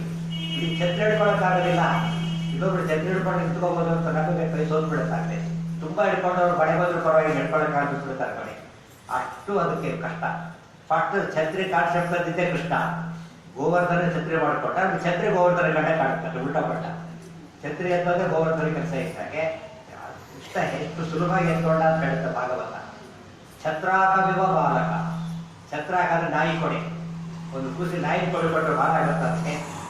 ಅಷ್ಟು ಸುಲಭ ಕೃಷ್ಣ ಎತ್ತಿಡ್ಕೊಂಡ ಅಂತ. ಅದು ದೃಷ್ಟಾಂತ ಅಷ್ಟೇ, ಅದಕ್ಕಿಂತ ಸುಲಭ ಕೃಷ್ಣ ಮಾಡಿದ್ದು ನಮ್ಗೆ ತಿಳಿದೇ ಕಷ್ಟ ಹೇಳಿ. ಅದನ್ನು ಹೇಳಿದ ನೀಚ ದೃಷ್ಟಾಂತ ಅಂತ ಹೇಳ್ತಾರಲ್ಲ, ಆ ರೀತಿ ಮಾಡಿ ಗೋಪಿಯರು ಅನುಗ್ರಹ ಮಾಡ್ತಾರೆ. ಕಾಚಾಯಿನ ವ್ರತವನ್ನು ಮಾಡ್ತಿರ್ತಾರೆ. ಕೃಷ್ಣನ ಅಂಗಸಂಗವನ್ನು ವಹಿಸಿ ಬಂದಂಥ ದೊಡ್ಡ ಅಪ್ಸರಿಯರು ಕೂತಿತ್ತು, ಲಕ್ಷಗಟ್ಟಲೆ ಅಪ್ಸರಿ ಅವತಾರ ಮಾಡಿರ್ತಾರೆ. ಕೃಷ್ಣನ ಜೊತೆಗಿರಬೇಕು. ಅದಕ್ಕೋಸ್ಕರ ರಮಾವೇಶ ಅವರಲ್ಲಿ ಇರುತ್ತೆ. ಅದರಲ್ಲಿ 2 ಗುಂಪು ಇರ್ತಾರೆ. ಮದುವೆಯಾದವರು ಒಂದು ಗುಂಪು, ಕನ್ಯೆಯರು ಒಂದು ಗುಂಪು. ಕನ್ಯೆಯರೆಲ್ಲ ಕೃಷ್ಣ ಪತಿಯಾಗಬೇಕು ಅಂತ ಹೇಳಿ ಕಾಚಾಯಿನ ವ್ರತವನ್ನು ಮಾಡ್ತಾ ಕೃಷ್ಣ ಆರಾಧನೆ ಮಾಡ್ತಾ ಇರ್ತಾರೆ. ಕೃಷ್ಣ ಅಲ್ಲಿಗೆ ಬರ್ತಾನೆ, ಅವರ ದೇವ ಸ್ವೀಕಾರ ಮಾಡ್ತಾನೆ. ಅವ್ರು ಮಾಡಿದ ಒಂದು ದೊಡ್ಡ ತಪ್ಪನ್ನು ತಿದ್ದುತ್ತಾರೆ. ಏನು ಗೊತ್ತಾ, ಅವರಿಗೆ ವಸ್ತ್ರರಹಿತರಾಗಿ ಸ್ನಾನ ಮಾಡ್ತಿರ್ತಾರೆ. ಅದು ತಪ್ಪು. ಸ್ನಾನ ಮಾಡೋದೇ ತಪ್ಪು ತಿಳ್ಕೋಬಾರ್ದು. ಮತ್ತೆ ವಸ್ತ್ರರಹಿತರ ಸ್ನಾನ ಮಾಡೋದು ಮಹಾಪರಾಧ. ಗಂಡಸರೇ ಆಗಲಿ ಹೆಂಗಸರೇ ಆಗಲಿ ಮಹಾಪಾಪ. ಅವ್ರು ಹಾಗೆ ಮಾಡ್ತಾರೆ, ಬಟ್ಟೆಗಳು ಇಟ್ಟಿರ್ತಾರೆ. ಅದಕ್ಕೆ ಕೃಷ್ಣ ಅಪಹರಣ ಮಾಡ್ತಾರೆ. ದುಶ್ಯಾಸನ ಮೈಮೇಲೆ ವಸ್ತ್ರಕ್ಕಿಂತ ಹೋಗ್ತಾರೆ. ಆ ವಸ್ತ್ರಾಪರಣ ಮಹಾಪಾಪ. ವಿಚಿತ್ರ ವಸ್ತ್ರದ ಕೃಷ್ಣ ಎತ್ತಿಟ್ಕೊಂಡು ಅವ್ರಿಗೆ ಸಂದೇಶ ಕೊಡ್ತಾರೆ, ತಪ್ಪು ಮಾಡಿದ್ದೀರಿ ಅಂತ ಭಗವಂತ ಹೇಳ್ತಾರೆ. ಅದಕ್ಕೆಲ್ಲ ಅಧ್ಯಾತ್ಮ ಅರ್ಥ ತುಂಬಾ ಇದೆ. ಅದು ಬರೀ ತುಂಬಾ ಜನ ಅಶ್ಲೀಲವಾಗಿ ಹೇಳೋದು ಉಂಟದು. ಅಶ್ಲೀಲತೆ ಹೆಸರೇ ಇಲ್ಲ ಅಂತ ಗೊತ್ತಾ. ಅದು 8 ವರ್ಷದ ಒಳಗಿನ ಚಿಕ್ಕ ಹುಡುಗಿಯರವರೆಲ್ಲ ಕೂಡ ಬೇರೆ ಒಳಗೆ ಚಾನ್ಸೇ ಇಲ್ಲ. ಕೃಷ್ಣ 8 ವರ್ಷ, ಅವರಿಗೆ 8 ವರ್ಷದ ಕೆಳಗಿನವರವರೆಲ್ಲ ಕೂಡ ಚಿಕ್ಕ ಬಾಲಕಿಯರು. ಅದಿದ್ದು ಕೇವಲ ಭಕ್ತಿನೇ ಹೊರತು ಅಶ್ಲೀಲತೆಯ ಸೋಂಕು ಅದರಲ್ಲಿ. ಕೃಷ್ಣನ ಬಗ್ಗೆ ಪ್ರಶ್ನೆ ಕೇಳಿದ್ರೆ ಅದೇ ಉತ್ತರ. 8 ವರ್ಷದ ಕೃಷ್ಣ ಇವತ್ತು ಜಾರತನ ಮಾಡಿದ್ದಾನೆ ಅಂತ ಹೇಳಿದ್ರೆ ಇವತ್ತು ಕೋರ್ಟಲ್ಲಿ ಇರೋದಿಲ್ಲ ಕೇಸು. ಇವತ್ತು ಕೂಡ 8 ವರ್ಷ ಹೋಗೇ ಗೊತ್ತಿಲ್ಲ ಅಂತ ಹೇಳಿದ್ರು. ಅದು ಕೃಷ್ಣ ಆಮೇಲೆ ನೋಡಿ ಜಾರತನದ ಪ್ರಶ್ನೆನೇ ಇಲ್ಲ. ಯಾವಾಗ ವಯಸ್ಸಿಗೆ ಹಾಗೆ ಮಾಡ್ಬೇಕು ಹಾಗೆ ಮಾಡಿದ್ದಾನೆ ಹೊರತು ತುಂಬಾ ಜನ ಪ್ರಶ್ನೆ ಮಾಡ್ತಾರೆ, ಯಾರು ಉತ್ತರ ಕೊಡೋದು? ಏನು ಕಟ್ಕೊಳ್ಬೇಡಿ, ವಯಸ್ಸಿನ ಒಳಗೆ ಗೊತ್ತಾಗ್ತದೆ. 8 ವರ್ಷದ ಒಳಗೆ 5 ವರ್ಷದ ಒಳಗೆ ಏನು ವಿಚಾರ ಮಾಡಕ್ಕೆ ಸಾಧ್ಯ ಇದೆ, ಜಾರತನ ಮಾಡಕ್ಕೆ ಸಾಧ್ಯ ಇದೆ. ಇದು ಅಂತ ಹೇಳ್ತಾರೆ. ಹೌದು, ಜಾರತನ ಮಾಡಿದ ಕೃಷ್ಣ ಇಷ್ಟೊತ್ತಿಲ್ಲ ಅಂತ ಹೇಳಿದಂತೆ ಕೇಳಿದ್ರೆ ಹಾಗಲ್ಲ. ಅವರ ದೇಹವನ್ನ, ಲಿಂಗ ದೇಹವನ್ನೇ ಜರಣ ಮಾಡ್ತಾನೆ. ಅವರಿಗೆ ಸದ್ಗತಿ ಕೊಡೋದಕ್ಕೋಸ್ಕರ ಉದ್ಧಾರ ಮಾಡ್ತಾನೆ. ಆದ್ರಿಂದ ಅದು ಜಾರತನ ಹೊರತು ಈ ಜಾರತನ ಕೃಷ್ಣ ಮಾಡಲಿಲ್ಲ. ನೆನ್ಪಿಟ್ಕೊಳ್ಳಿ. ಇಂದ್ರ ದೇವರ ಅಹಲ್ಯಾಚಾರ ಅಂತ ಪ್ರಸಿದ್ಧ. ಅಹಲ್ಯಾಚಾರ ಅಂತ ಕರೀತಾರೆ. ಅದನ್ನು ವೇದಗಳಲ್ಲಿ ಹೇಳ್ತಾರೆ. ಇಂದ್ರದೇವರ ಅಹಲ್ಯಾಚಾರ ಅಂತ ಹೇಳಿದರೆ ಇಂದ್ರದೇವರು ಭಾರಿ ಖುಷಿಯಾಗುತ್ತದೆ. ಅರ್ಥ ಮಾಡ್ಕೋಬೇಕು. ಅಹಲ್ಯಾಚಾರ ಆಗೋದು ಮೇಲ್ನೋಟದ ದೋಷ ನಮ್ಮ ಪ್ರಕಾರ. ಇಂದ್ರದೇವರಿಗೆ ಸ್ತೋತ್ರ ಅಂತ ಹೇಳ್ತಾರೆ. ಅಹಲ್ಯಾಚಾರ ನಮ್ಮ ಇಂದ್ರದೇವರಿಗೆ ಸ್ತೋತ್ರವಾದರೆ ಗೋಪಿ ಜನಾಚಾರ ಅಂತ ಕೃಷ್ಣನಿಗೆ ಸ್ತೋತ್ರ ಆಗಲಿಲ್ವಾ? ಎಷ್ಟು ದೊಡ್ಡವರು ಕೃಷ್ಣ ಯೋಚನೆ ಮಾಡಿ. ಅಹಲ್ಯಾಚಾರ ಅಂತ ನಿಜವಾಗ್ಲೂ ಮಾಡಿದರು, ಇಂದ್ರದೇವರು ನಿಜವಾಗ್ಲೂ ಮಾಡಿದರು. ಅವ್ರಿಗೆ ಪಾಪ ಬರಲಿಲ್ಲ, ಕೃಷ್ಣ ಮಾಡಲೇ ಇಲ್ಲ. ಇದು ಆಸೆ. ಅದೆಲ್ಲ ಸರಿಯಾಗಿ ಅರ್ಥ ಮಾಡ್ಕೊಂಡು ಇದು ಯಾವ್ದಕ್ಕೆ ಗೊತ್ತಾ, ಕೃಷ್ಣನ ಕಥೆ ಕೇಳಿದಾಗ ಭಕ್ತಿ ಜಾಸ್ತಿ ಆಗಬೇಕೆ ಹೊರತು ಮನಸ್ಸಿಗೆ ವಿಕಾರ ಆಗಬಾರ್ದು. ಕೃಷ್ಣ ಜಾರಣೆಯನ್ನು ದೊಡ್ಡವರ ಕೆಲಸ, ಪ್ರಶ್ನೆ ಕೇಳಿದ್ರೆ ನಮ್ಗೆ ಬೈದ್ರೆ ಕಷ್ಟ ಅಂತ ಸುಮ್ಮನೆ ಕೊಡಬಾರ್ದು. ಕೃಷ್ಣನ ಬಗ್ಗೆ ನಾವು ಬಂಗಾರದ ಬಗ್ಗೆ ಚೆನ್ನಾಗಿದೆ ಅಂತ ಕೇಳಿ ಸಂಕೋಚ ಪಟ್ಟು ತಂದ್ರೆ ಮೋಸ ಹೋಗ್ಬಿಡ್ತಾರೆ ಅಷ್ಟೇ. ಎಲ್ಲ ಟೆಸ್ಟ್ ಮಾಡೇ ತರಬೇಕು. ನಾವು ಉಕ್ಕಿನ ಸ್ಟೀಲ್ ಪಾತ್ರೆ ತರಹ ಬಂಗಾರ ತರಕ್ಕೆ ಬರೋದಿಲ್ಲ. ಚಿನ್ನ ಟೆಸ್ಟ್ ಮಾಡಿ ತರಬೇಕೆ ಹೊರತು ಯಾವ ಟೆಸ್ಟ್ಗೂ ರೆಡಿ ಇರಬೇಕು. ಬಂಗಾರ ಬರ ಹೇಗೆ ಕೊಡ್ತಾನೆ ಗೊತ್ತಾ? ನಿಮ್ಗೆ 20 ವರ್ಷ ಬೇಕಾದ್ರೂ ಬಿಟ್ಟು ಬನ್ನಿ, ನಿಮ್ಮ ಮೊಮ್ಮಕ್ಕಳು ಬೇಕಾದ್ರೂ ಬರಲಿ, ನಾನು ಗ್ಯಾರಂಟಿ ಅಂತ ಸೀಲ್ ಹಾಕಿ ಕೊಡ್ತಾರೆ. ಅದು ಸುವರ್ಣ ವ್ಯಾಪಾರ ಮಾಡೋದು. ಅದು ಯಾವ ಸ್ಟೀಲ್ ಪಾತ್ರೆ ಮಾಡಿದಾಗ ಕಳ್ಕೊಂಡು ಹೋಗ್ಬಿಟ್ಟು ಸುವರ್ಣ ವ್ಯಾಪಾರ ಅಲ್ಲ. ನಮ್ಮ ಶಾಸ್ತ್ರ ಸುವರ್ಣ ಎಷ್ಟು ಗ್ಯಾರಂಟಿ ಕೊಡ್ತಾರೆ ಗೊತ್ತಾ? ಈ 10 ವರ್ಷ 20 ವರ್ಷ ಅಲ್ಲ, ಎಷ್ಟು ಜನ್ಮ ಎತ್ತಿ ಬಂದರೂ ಕೂಡ ನಾವು ಹೇಳಿದ ಸಿದ್ಧಾಂತ ಸತ್ಯ. ಹರಿದೇವ ಪರೋ ಹರಿದೇವ ಗುರು ಒಬ್ಬ ಮಾತಿಗೆ ವ್ಯತ್ಯಾಸ ಇಲ್ಲ. ಇದು ಶಾಸ್ತ್ರದ ಗ್ಯಾರಂಟಿ. ಅದಕ್ಕೆ ಆಚಾರ್ಯ ಹೇಳ್ತಾರೆ, ಸುಡುತಾಮರ ಸತ್ಯವಚ ಪರಮ ಶಪಥೇರಿತ ಉದ್ರಿತ ಬಾಹುಯುಗಂ ನಹರೇ ಪರಮಃ ನಹರೇ ಸದೃಶಃ ಪರಮಸ್ತತು ಸರ್ವ ಚಿದಾತ್ಮಗಣ. ನೆನ್ಪಿಡ್ಬೇಕು ಆಚಾರ್ಯರು. ದ್ವಾದಶೋತ್ತರದ ಒಂದು ಮಾತಿಗೆ ಅಪ್ಲಿಕಬಲ್ ಅಲ್ಲ ಇದು. ಇಡೀ ಸರ್ವಮೂಲ ಗ್ರಂಥಗಳಿಗೆ ಹೇಳಿದ ಮಾತವು. ಹೇಳಿದ ಮಾತಲ್ಲ, ಸತ್ಯ ಸತ್ಯ ಸತ್ಯ. ಇಷ್ಟು ಯಾರು ಹೇಳ್ತಾರೆ? ಶೇರ್ ತಗೋತಾರೆ, ಕೆಳಗೆ ಬರೆದಿರ್ತಾರೆ, ರಿಸ್ಕ್ ಇದೆ ಅಂತ ಬರೆದಿರ್ತಾರೆ, ಅದಕ್ಕೆ ತಗೊಂಡ್ಬಿಡ್ತಾರೆ. ರಿಸ್ಕ್ ಫ್ಯಾಕ್ಟರ್ ನೋಡಿನೇ ಶೇರ್ ತಗೋತಾರೆ. ಲೋ ರಿಸ್ಕ್ ಅಂತ ಹೇಳಿದ್ರು ಕೂಡ ತಗೊಳ್ಳೋದಿಲ್ಲ ಅಂದ್ರೆ ಇವ್ರ ತಿಳುವಳಿಕೆನೇ ಇಲ್ಲ. ಲೋ ರಿಸ್ಕ್ ಇಲ್ಲ ಅಂದ್ರೆ 100% ಗ್ಯಾರಂಟಿ. ಅನನ್ಯ ಚಿಂತೆಯಂತೋ ಮಾಂ ಯೇ ಜನಾ ಪರ್ಯುಪಾಸತೆ ತೇಷಾಂ ನಿತ್ಯಾಭಿಯುಕ್ತಾನಾಂ ಯೋಗಕ್ಷೇಮಂ ವಹಾಮ್ಯಹಂ. ಇದು ಕೃಷ್ಣನ ಮಹಿಮೆ. ಅಷ್ಟೆಲ್ಲ ಮಾಡಿ ಕೃಷ್ಣ ಅವ್ರನ್ನೆಲ್ಲ ಸ್ವೀಕಾರ ಮಾಡ್ತಾನೆ. ಅವ್ರಿಗೆ ಸ್ವಲ್ಪ ಅಹಂಕಾರ ಬರ್ತದೆ. ಅಂತೂ ಕೃಷ್ಣ ನಮಗೆ ಮೆಚ್ಚಿಬಿಟ್ಟ ಅಂತ ತಿಳ್ಕೊಳ್ತಾನೆ. ಕೃಷ್ಣ ತಕ್ಷಣ ಮಾಯ ಆಗ್ಬಿಡ್ತಾನೆ. ನಮಗೂ ಹಾಗೆ ಆಗೋದು. ಎಂದು ಸ್ವಲ್ಪ ಅಹಂಕಾರ ಬರುತ್ತೋ ಅವ್ರು ಬಿಟ್ಟು ಬಿಡುತ್ತೆ, ಗ್ಯಾರಂಟಿ ಬಿಟ್ಟು ಬಿಡುತ್ತೆ. ಎಂದು ನಾವು ಅಹಂಕರ್ತ ಹರಿಕರ್ತ ಅಂತೇವೆ, ಅವ್ರು ಸುಖವಾಗಿರ್ತೇವೆ. ಸ್ವಲ್ಪ ನಾನು ದೊಡ್ಡವರು ತಂದ್ಕೊಟ್ಟ ತಕ್ಷಣ ಅವತ್ತೇನೋ ಎಡವಟ್ಟಾಗಿ ಆಗೈತೆ. ಅವರಿಗೆಲ್ಲರೂ ಸಂದೇಹ ಇದು. ತೆರೆದರಾಜನಿಗೆ ಆಯ್ತಲ್ಲ, ಭಾರಿ ಅಹಂಕಾರ ಪಟ್ಟ ಅವತ್ತೇ ಆತನೆ ಕನಸು ಏನೇನೋ ಆದಾಗಾಯ್ತು. ವೆಂಕಟೇಶ್ವರ ಕೇಳಿರ್ತೀನಿ, ಅಹಂಕಾರ ಪಟ್ಟು ದಿವಸನೇ ಬಿಟ್ಟು ಬಿಡು. ಕೃಷ್ಣ ಮಾಯ ಬಿಡ್ತಾನೆ. ಆಗ ಅವರು ಗೋಪಿಗೀತೆ ಹೇಳ್ತಾರೆ, ಜೈತಿ ಜೈದಿಕಂ ಜನ್ಮ ನಾವು ರಜಾ ತ್ರೈತ ಇದ್ದೀರಾ ಸಾಧು ತತ್ವಗೆ. ಅದ್ರ ಅರ್ಥ ಏನು ಗೊತ್ತಾ? ಮತ್ತು ಕೃಷ್ಣ ಯಾರಂತ ಗೊತ್ತಿದ್ದಿಲ್ಲ, ಈಗ ಗೊತ್ತಾಯ್ತು. ನಖಲು ಗೋಪಿಕಾ ನಂದನೋ ಭವಾನ್ ಅಖಿಲ ದೇಹಿನ ಅಂತರಾಸ್ತ ಕೃಷ್ಣ ಸ್ತೋತ್ರ ಮಾಡಿ ಕೃಷ್ಣಾಜರು ಸರ್ವೋತ್ತಮ, ನಮ್ಮನ್ನು ಉದ್ಧಾರ ಮಾಡೋದು ಮಾಡ್ತಾರೆ. ಕೃಷ್ಣಗೆ ತಾವು ಬೇಕು ಅಂತ ಬಂದಿದ್ರು, ಈ ಕೃಷ್ಣ ತಮಗೆ ಬೇಕು ಅಂತ ಚೇಂಜ್ ಆದ. ಇಷ್ಟೇ ವ್ಯತ್ಯಾಸ. ಅದು ಭಕ್ತಿ ಅಂತ. ಅದಕ್ಕೆ ದೇವರಿಗೆ ನಮ್ಮಿಂದ ಸಹಾಯ ಆಗತ್ತೆ ತಿಳ್ಕೊಂಡ್ರೆ ಭಕ್ತಿ ಅಲ್ಲ. ದೇವರು ನಮ್ಮನ್ನು ಕಾಪಾಡ್ತಾನೆ, ಅವರಿಂದ ನಾವು ಬದುಕಿದ್ದೇವೆ ಅಂತ ತಿಳ್ಕೊಂಡೇ ಭಕ್ತಿ. ಕೃಷ್ಣ ಅದನ್ನು ತಂದು ಕೊಡ್ತಾನೆ, ಅವನು ಸ್ವೀಕಾರ ಮಾಡ್ತಾನೆ. ಬರೀ ಸ್ವೀಕಾರ ಮಾಡಿದ್ದಲ್ಲ, ಅಪ್ಸರಿಯರಾದ್ರಿಂದ ದೋಷ ಇಲ್ಲ. ಅದು ವಯಸ್ಸು ಒಂದು ಕಾರಣ, ಅಪ್ಸರಿ ಇನ್ನೊಂದು ಕಾರಣ. ಅದು ಲೀಲಾದೇವಿ ಅವತಾರ ಮಾಡಿ ಬಂದಿರ್ತಾಳೆ, ಮೊದಲು ಅವಳನ್ನು ಸ್ವೀಕಾರ ಮಾಡ್ತಾನೆ. ಅದಕ್ಕೆಲ್ಲ ಕಾರಣ ಹೇಳ್ತಾರೆ. ಅಷ್ಟೊತ್ತಿ ಕಂಸನಿಗೆಲ್ಲ ವಿಷಯ ಗೊತ್ತಾಗುತ್ತೆ. ಅವನಿಗೆ ಮತ್ತೆ ವಿಪ್ರಪತ್ತಿಯರೆಲ್ಲ ಇರ್ತಾರೆ. ಕೃಷ್ಣ ಎಲ್ಲ ಕಾಡಲ್ಲಿ ಹೋಗ್ತಾ ಇರ್ತಾನೆ. ತುಂಬಾ ಹಸಿವು ಕೇಳ್ತಾನೆ. ಅವರು ಗೋಪಾಲಕರೆಲ್ಲ ಕೃಷ್ಣ ಆಗಿದ್ರೆ ಅವರು ಯಜ್ಞ ಮಾಡ್ತಿದ್ದಾರೆ ಕೇಳಿ ಅಂತ ಹೇಳ್ತಾನೆ. ಅವರು ಕೇಳ್ತಾರೆ, ಅವ್ರು ಕೊಡೋದಿಲ್ಲಲ್ಲ, ಕಣ್ಣೆತ್ತಿ ನೋಡಿ ಕೂಡ ನೋಡೋದಿಲ್ಲ, ನೋ ರೆಸ್ಪಾನ್ಸ್. ವಾಪಸ್ ಬರ್ತಾರೆ. ಕೃಷ್ಣ ಅವ್ರು ಕೊಡಲಿಲ್ಲ ಅಂತ ಹೇಳಿದ ತಕ್ಷಣ ಹೆಂಡಸರು ಕೇಳಿ ಕೊಡ್ತಾರೆ ಅಂತ ಹೇಳಿದ ತಕ್ಷಣ ಹೋಗ್ತಾರೆ. ಕೃಷ್ಣ ಅವ್ರು ಕೇಳಿ ಅಂದ್ರೆ ಕೊಡ್ತಾರೆ ಅಂತ ಹೇಳೋದಿಲ್ಲ, ಇವರು ಕೇಳಿ ಹೆಂಡಸರು ಕೊಟ್ಟೇ ಕೊಡ್ತಾರೆ. ಕೃಷ್ಣನ ಮೆಸೇಜ್, ಗಂಡಸರು ಕೊಡೋ ಗ್ಯಾರಂಟಿ ಇಲ್ಲ, ಹೆಂಗಸರು ಕೊಡೋ ಚಾನ್ಸಸ್ ಇದೆ ಅಂತ ಅರ್ಥ. ಅವರೇ ಜಾಸ್ತಿ ಬಂದರೆ ಈಗ ಹಸಿವು ಅರ್ಥ ಆಗೋದು ಅವರೇ ಜಾಸ್ತಿ ಅಂತ ಅರ್ಥ. ಕೇಳ್ತಾರೆ. ಅವ್ರು ಬರೀ ಕೊಡೋದಲ್ಲ, ಮಾಡಿದಡಿ ಅವ್ರು ಕೂಡ ಬಂದ್ಬಿಡ್ತಾರೆ ಪೂರ್ತಿ. ಗಂಡಸರು ಎಲ್ಲಾರು ಅನ್ಕೊಂಡು ಹೋಗಿ ಅಂತ ಬಂದು ಕೃಷ್ಣಾರ್ಪಣ ಇಟ್ಬಿಟ್ಟು ಹೆಂಗಸರು ನೈವೇದ್ಯ ಮಾಡೋ ಕ್ರಮ. ಗಂಡಸರಾದ ಸ್ತೋತ್ರ ಗಾಯತ್ರಿ ಮಂತ್ರ ಎಲ್ಲ ಹೆಂಗಸರು ಏನು ಕಟ್ಕೊಡ್ಬೇಕಾಗಿಲ್ಲ. ಅವ್ರಿಗೆ ದೇವರ ಕೃತ ಕೃಷ್ಣಾರ್ಪಣ ಹೋಗ್ಬಿಟ್ರೆ ಕಾಂಟ್ಯಾಕ್ಟ್ ನೈವೇದ್ಯ. ಈಗ ಅವ್ರ ಕೈಲೇ ಮಾಡ್ಕೊಂಡು ತಿಳ್ಕೊಬಾರ್ದಷ್ಟೇ. ಡಾಕ್ಟರ್ ಮಾಡ್ತಾರೆ, ನಾವು ಗಂಡಸರು ಬಿಟ್ಬಿಡ್ಬೇಕು ಅಂತ ಅರ್ಥ ಅಲ್ಲ. ಅವರು ಯಾರ ಮೇಲೆ ಶಬರಿ ನೈವೇದ್ಯ ಸ್ವೀಕಾರ ಮಾಡಿಲ್ಲ ಕೃಷ್ಣ. ದೇವರಿಗೆ ಅವರು ಭಕ್ತಿ ಇದ್ರೆ ಸಾಕು. ದುರ್ಯೋಧನ ಕೊಟ್ಟರು ಗಂಡಸವರು, ಕ್ಷತ್ರಿಯ ತಗೊಳ್ಳಿಲ್ಲ. ಆದರೆ ಶಬರಿ ಬೇಡದೆ ತಗೊಂಡ. ಭಕ್ತಿ ಇದ್ರೆ ಪರಮಾತ್ಮ ಏನ್ ಬೇಕಾದ್ರೂ ತಗೊಳ್ತಾನೆ, ಯಾರು ಕೊಟ್ಟರು ತಗೊಳ್ತಾನೆ. ಇಲ್ಲ ಹೋದ್ರೆ ಯಾರು ಕೊಟ್ಟರು ತಗೊಳ್ಳೋದಿಲ್ಲ, ಸ್ವೀಕಾರ ಮಾಡ್ತಾನೆ. ಅವತ್ತಿಂದ ಅವ್ರು ಗಾದೆ ಮಾತು ಅಂತ ಹೇಳ್ತಾರೆ. ಏನು ಗೊತ್ತೇನು? ಭಿಕ್ಷುಕರಿಗೆ ಗೊತ್ತಿರ್ಬೋದು. ಗಂಡಸರು ಕೇಳಿದ್ರೆ ಕೊಡೋದಿಲ್ಲ, ಹೆಂಗಸರು ಕೇಳಿದ್ರೆ ಕೊಟ್ಟು ಅಂತ ಅಮ್ಮ ತಾಯಿ ಅಂತ ಬರ್ತಾರೆ ಹೊರತು ಯಾರು ಅಪ್ಪ ತಾಯಿ ಬಿಟ್ಟಕ್ಕೆ ಬರೋದಿಲ್ಲ. ಅಮ್ಮ ತಾಯಿ ಅಂದರೆ ಅವತ್ತಿಂದ ಶುರುವಾಯಿತು. ಇವತ್ತಿನ ಅಮ್ಮ ತಾಯಿನೂ ಕೊಡೋ ಗ್ಯಾರಂಟಿ ಇಲ್ಲ. ಬಿಟ್ಟಲ್ಲಿ ಬಿಟ್ಬಿಡ್ತಾರಲ್ಲ, ಅದು ಗ್ಯಾರಂಟಿ ಇಲ್ಲ. ಹಿಂದೆ ಅಮ್ಮಂದಿರಿಗೆ ಬರ್ತಾರೆ, ಸಾಮಾನ್ಯವಾಗಿ ಅಭ್ಯಾಸ. ಒಬ್ಬ ಬಿಟ್ಟೆ ಕೂಡ ಅಪ್ಪ ಅಂತ ಬಂದಿಲ್ಲ, ಗೊತ್ತಲ್ಲ. ಅಂದ್ರೆ ಕೃಷ್ಣನ ಕಥೆ ಇವತ್ತು ಮನೆಯಲ್ಲಿ ಕೂತ್ಬಿಟ್ಟಿದ್ದೆ ತಲೆಯೊಳಗೆ. ಕೃಷ್ಣನ ಕಥೆ ನೆನಪು ಮಾಡ್ಕೊಳ್ಳೋಕೆ ಬಂದ್ಬಿಟ್ಟಿದೆ. ತಮಾಷೆ ಮದುವೆಗೆ ಹೋದರೆ ಯಜ್ಞಪತಿಯರು ಕೃಷ್ಣನಿಗೆ ಆಹಾರ ಕೊಟ್ಟ ಜಾಗ ತೋರಿಸ್ತಾರೆ. ಇವತ್ತು ಕೂಡ ಬಹಳ ಆಶ್ಚರ್ಯ.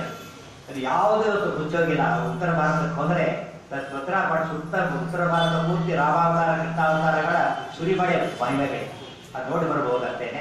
ಸುಮ್ಮನೆ ಹೋಗಿ ಆ ಕಡೆಗೆ ಹೋಗ್ತಾರೆ, ಬಂದರೆ ಖಾಲಿ ಮಾಡಿಬಿಡ್ತಾರೆ. ಆ ರೀತಿ ಹೋದ್ರೆ ಉಪಯೋಗ ಇಲ್ಲ. ಅಲ್ಲಿಂದ ನೋಡ್ಬೇಕು, ಕೇಳಬೇಕು. ಆಗ ಮಹತ್ವ ಗೊತ್ತಾಗುತ್ತೆ.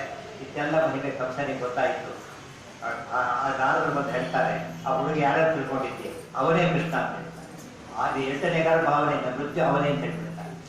ನಮಗನ್ಸುತ್ತೆ ನಾರದರು ಒಳ್ಳೆ ಕಿತಾಬಂದಿ ಮಾಡ್ತಾರೆ ಅಂತ ಆಯ್ತಲ್ಲ. ಇಲ್ಲಿ ಬರೋದು ಕೃಷ್ಣ ಹೊರಡೋದು, ಅಲ್ಲಿ ಹೋಗೋದು ಕೊಲ್ಲೋದು ಅಂತ ಹೇಳಿದ್ರೆ ಅಲ್ಲ, ಹರಿಸೇವೆಯಾಗಿ ಮಾಡ್ತಾ ಇದ್ರು. ಆ ರೀತಿ ಮಾಡೋದ್ರಿಂದ ಕಂಸನಿಗೆ ದ್ವೇಷ ಹೆಚ್ಚುತ್ತೆ, ಅವ್ರು ಬೇಗ ಸಾಯ್ಬೇಕು. ಅದಕ್ಕೆ ಬಂದರೆ ಹೊರತು ಎಂದೂ ನಾರದರು ಮೋಸ ಮಾಡಿದವರಲ್ಲ, ಪರಮ ಕೃಷ್ಣ ಭಕ್ತರು. ವಸುದೇವ ದೇವಿಗೆ ಮತ್ತೆ ಬಂಧನದಲ್ಲಿಟ್ಟು ಅಕ್ರೂರನ್ನು ಕಳಿಸ್ಕೊಡ್ತಾನೆ ಕಂಸ. ಒಂದು ನೆಪ ಬೇಕಲ್ಲ, ಧನುರುತ್ಸವ ಅಂತ ನೆಪ ಮಾಡಿಬಿಟ್ಟು ಕೃಷ್ಣನ ಕರೆಸಿ ಕೊಲ್ಲಬೇಕು ಅಂತ ಒಂದು ಪ್ಲಾನ್. ಅಕ್ರೂರ ಬರ್ತಾನೆ, ಅವರಿಗೆ ಸಂತೋಷವಾಗಿ ಹೇಳಲು ಸಾಧ್ಯನೇ ಇರುವಂತೆ. ಅಕ್ರೂರರಿಗೆ ಭಗವಂತ ಸಿಗ್ತಾನೆ. ಆಚಾರ್ಯ ಗೀತಾ ಭಾಷೆಯಲ್ಲಿ ಹೇಳ್ತಾರೆ, ಅಕ್ರೂರ ಏನು ಗೊತ್ತಾ? ಅಕ್ರೂರ ಸೌಮ್ಯ ಉಚ್ಯತೆ, ಸೌಮ್ಯ ಸ್ವಭಾವ. ಸೌಮ್ಯ ಅಂತ ಹೇಳಿ ಗೊತ್ತಾ? ವಿಜಯದಲ್ಲಿ ಬರೀತಾರೆ. ಸೌಮ್ಯ ಅಂತ ಹೇಳಿದರೆ ಭಗವಂತನ ವಿಶೇಷವಾದಂಥ ಜ್ಞಾನ ಇದ್ದವರನ್ನ ಸೌಮ್ಯ ಅಂತ ಕರೀತಾರೆ. ಅದಕ್ಕೆಲ್ಲ ಅರ್ಥಗಳಿದೆ, ಬೇಡ. ಈಗ ಬರ್ತಾನೆ, ಆ ಗೋಕುಲ ಪ್ರವೇಶ ಮಾಡ್ತಾನೆ. ಆತ ಕೃಷ್ಣ ಓಡಾಡಿದ ಜಾಗ ಕಾಲಿಟ್ಟರೆ ಮನಸ್ಸು ಬರೋದಿಲ್ಲ ಅಂತ. ರಾಜರಾಜ ಸ್ವಾಮಿಗಳಿಗೆ ತಿರುಪತಿ ಬೆಟ್ಟ ಕಾಲಿಟ್ಟು ಹತ್ತ ಮನಸ್ಸು ಬರಲಿಲ್ಲ, ಮೊಡಕಾಲಿ ಹತ್ತಿದ್ರು. ದೇವರು ಸತ್ಯನಾರಾಯಣ ಬೆಟ್ಟ ಅಂತೇಳಿ ಮೊಡಕಾಲಿ ಹತ್ತಿದ್ರು ಅಂತ ನಾವು ಕೇಳಿದೆ. ಈತ ಕಾಲು ಉರ್ಲಕ್ಕೆ ಮನಸ್ಸು ಬರ್ತಾ ಇಲ್ಲ, ಅಚೇಷ್ಟ ಅಂತ ಹೊರಡಾಡಿ ಬಿಟ್ಟರು. ಅಷ್ಟು ಸಂತೋಷ ಪಡ್ತಾನೆ. ಕೃಷ್ಣನ ಹತ್ರ ಹೋಗ್ತಾನೆ, ಕೃಷ್ಣ ಹತ್ರ ಸ್ವಾಗತ ಮಾಡ್ತಾನೆ, ಬಾ ಅಕ್ರೂರ ಅಂತ ಕರೀತಾನೆ. ಕೃಷ್ಣ ಅವನನ್ನು ವಿಶೇಷ ರೀತಿಯಲ್ಲಿ ಮಾತಾಡಿಸಿ ಇಟ್ಟುಕೊಂಡು ಬಂದಿದ್ದ ಬೆಳಿಗ್ಗೆ ಅಕ್ರೂರನ ಆಹ್ವಾನದ ಹೊರಡ್ತಾನೆ. ಈ ಕಂಸ ಒಂದು ತಂತ್ರ ಮಾಡಿದ್ದ, ಯಾವ ರಾಕ್ಷಸರು ಹೋದವ್ರು ಯಾರು ವಾಪಸ್ ಬರಲೇ ಇಲ್ಲ. ಅದು ಅಕ್ರೂರನ್ನ ಯಾರು ಕಳಿಸಿಕೊಟ್ಟು ಗೊತ್ತಾ? ಅವ್ರಿಗೆ ಒಂದು ಗೊತ್ತಾಯ್ತು, ದ್ವೇಷಗಳ ಕರೆದ ಕೃಷ್ಣ ಬರೋದಿಲ್ಲ, ಭಕ್ತರನ್ನೇ ಕಳಿಸ್ಬೇಕು ಅಂತ ಕಳಿಸ್ದ. ಈಗ ಕಳಿಸ್ಕೊಟ್ಟು ಟೆಕ್ನಿಕ್ ಇಲ್ವ, ಯಾರಾದ್ರೂ ಕಳಿಸ್ಬೇಕಾದ್ರೆ ಅವ್ರಿಗೆ ಬೇಕಾದ್ರೆ ಕಳಿಸ್ಬೇಕು ಅಂತ ಗೊತ್ತಾಯ್ತು. ಕಂಸನ ಪದ ಚೇಂಜ್ ಇಲ್ವ. ಈಗ ದೊಡ್ಡವರು ಕರಿಬೇಕಾದ್ರೆ ಅವ್ರಿಗೆ ಬೇಕಾದವ್ರಿಗೆ ಹೋಗಿ ಯೂಸ್ ಮಾಡಿಸ್ತಾರಲ್ಲ, ಹಾಗೆ ಅಕ್ರೂರ ಮಿಸ್ಯೂಸ್ ಮಾಡ್ಕೊಂಡಂತೆ. ಅಕ್ರೂರಿಗೆ ಗೊತ್ತಿತ್ತು ಕೃಷ್ಣ ಸರ್ವೋತ್ತಮ ಅಂತ ಬಂದ. ಕೃಷ್ಣ ಹೊರಟ, ಗೋಪಿಕಾತ್ರಿಗೆ ತುಂಬ ದುಃಖ ಆಯಿತು. ಆಗ ಅವ್ರು ಪ್ರಾರ್ಥನೆ ಮಾಡ್ತಾರೆ, ಕೃಷ್ಣ ಬಿಟ್ಟು ಹೋಗ್ತೀಯ ಅಂದರೆ ನಿಮ್ಗೆ ಅರ್ಥನೇ ಆಗಿಲ್ಲ.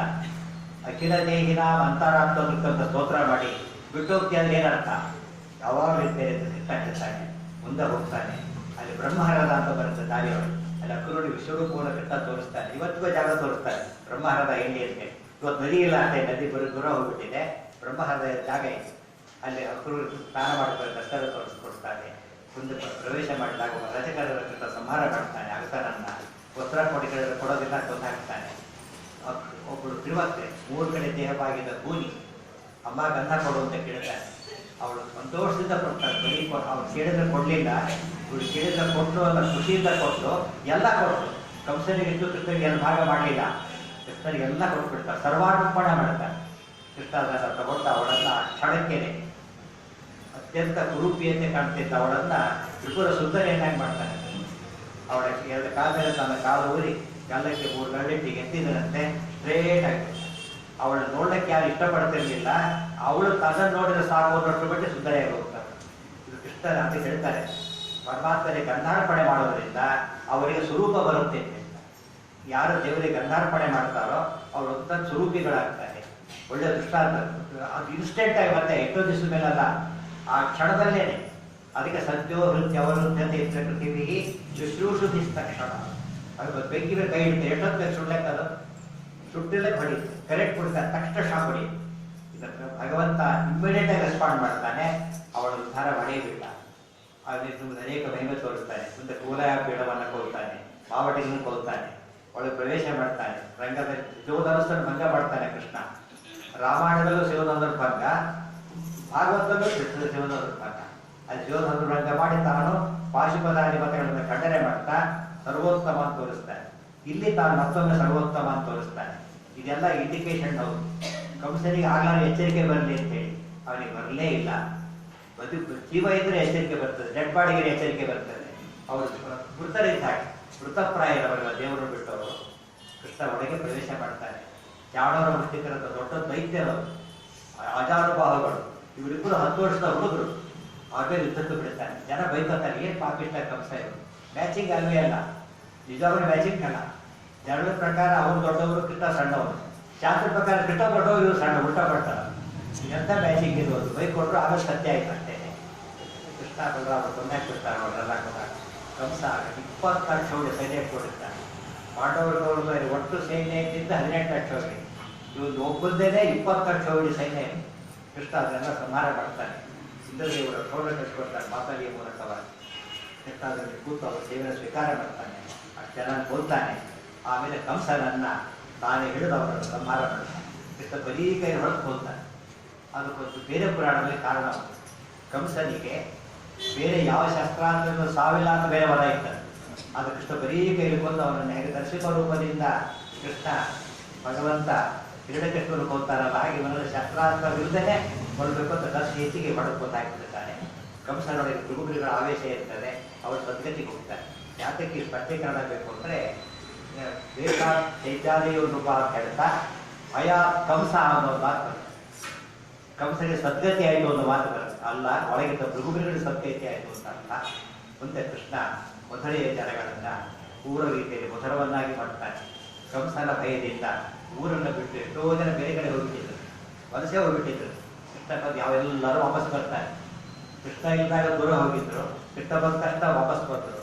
ಕೃಷ್ಣ ಎಲ್ಲರಿಗೂ ಅನುಗ್ರಹವನ್ನು ಮಾಡ್ತಾ ಮಧುರ ಹೆಸರಿಗೆ ಮಧುರವಾಗಿತ್ತು, ಕಂಸನ ಸಂಹಾರವಾಗಿದ್ದರಿಂದ ನಿಜವಾಗಲೂ ಮಧುರ ಆಯಿತು ಅಂತ ವಾದಿರಾಜ ಸ್ವಾಮಿಗಳು ಹೇಳ್ತಾ, ಮಧುರಾಂ ಕರ್ತು ಗಮನಾಯ ಉಪಶಕ್ತ. ಹೆಸರಿಗೆ ಮಧುರ, ನಿಜವಾಗಲೂ ಅವಧುರ. ಕಂಸನಿಂದ ಅವಧರವಾಗಿತ್ತು, ಕೃಷ್ಣ ಮಧುರ ಮಾಡ್ತಾನೆ. ಕಂಸನಿಂದ ಅವಧರವಾಗಿತ್ತು ಮಧುರೆ. ಕಂಸ ಅಂದರೆ ಕಾಲಣಿಗೆ, ಕಾಲಣಿಗೆ ಅಂದರೆ ಕಾಮ.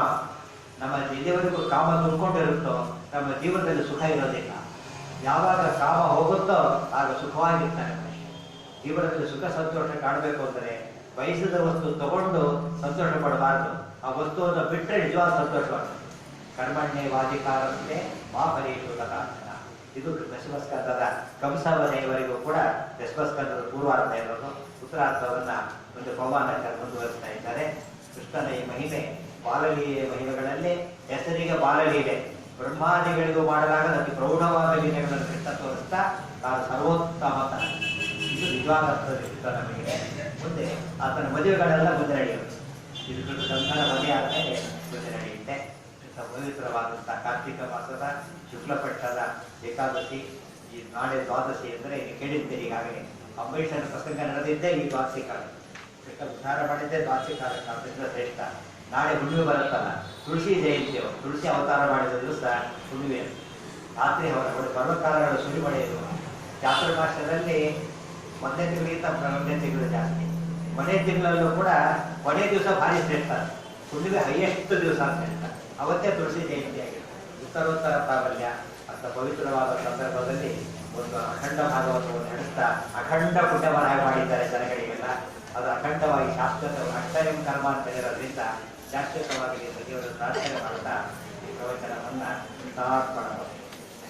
ಸರ್ವೇಂದ್ರಿಯ ಪ್ರೇರಕೇಣ ಶ್ರೀ ಪ್ರಾಣಪತಿ ಯದ ಊರ್ಜಮಹಂ ತೇನ ನಿಯತಾ. ಭಾಗವತದ ದಶಮಸ್ಕಂದದ ಪೂರ್ವಾರ್ಧ ಭಾಗವ ಪ್ರವಚನವನ್ನು ನಡೆಸಿಕೊಟ್ಟಂತ ವಿದ್ವಾಂಸರಾದ ಡಾಕ್ಟರ್ ಪ್ರಬಂಧನಾಚಾರ್ಯರಿಗೆ ಸಂಸ್ಥೆಯ ಹಾಗೂ ಶ್ರೋತೃವರ್ಗದ ಪರವಾಗಿ ಭಕ್ತಿಪೂರ್ವಕವಾದ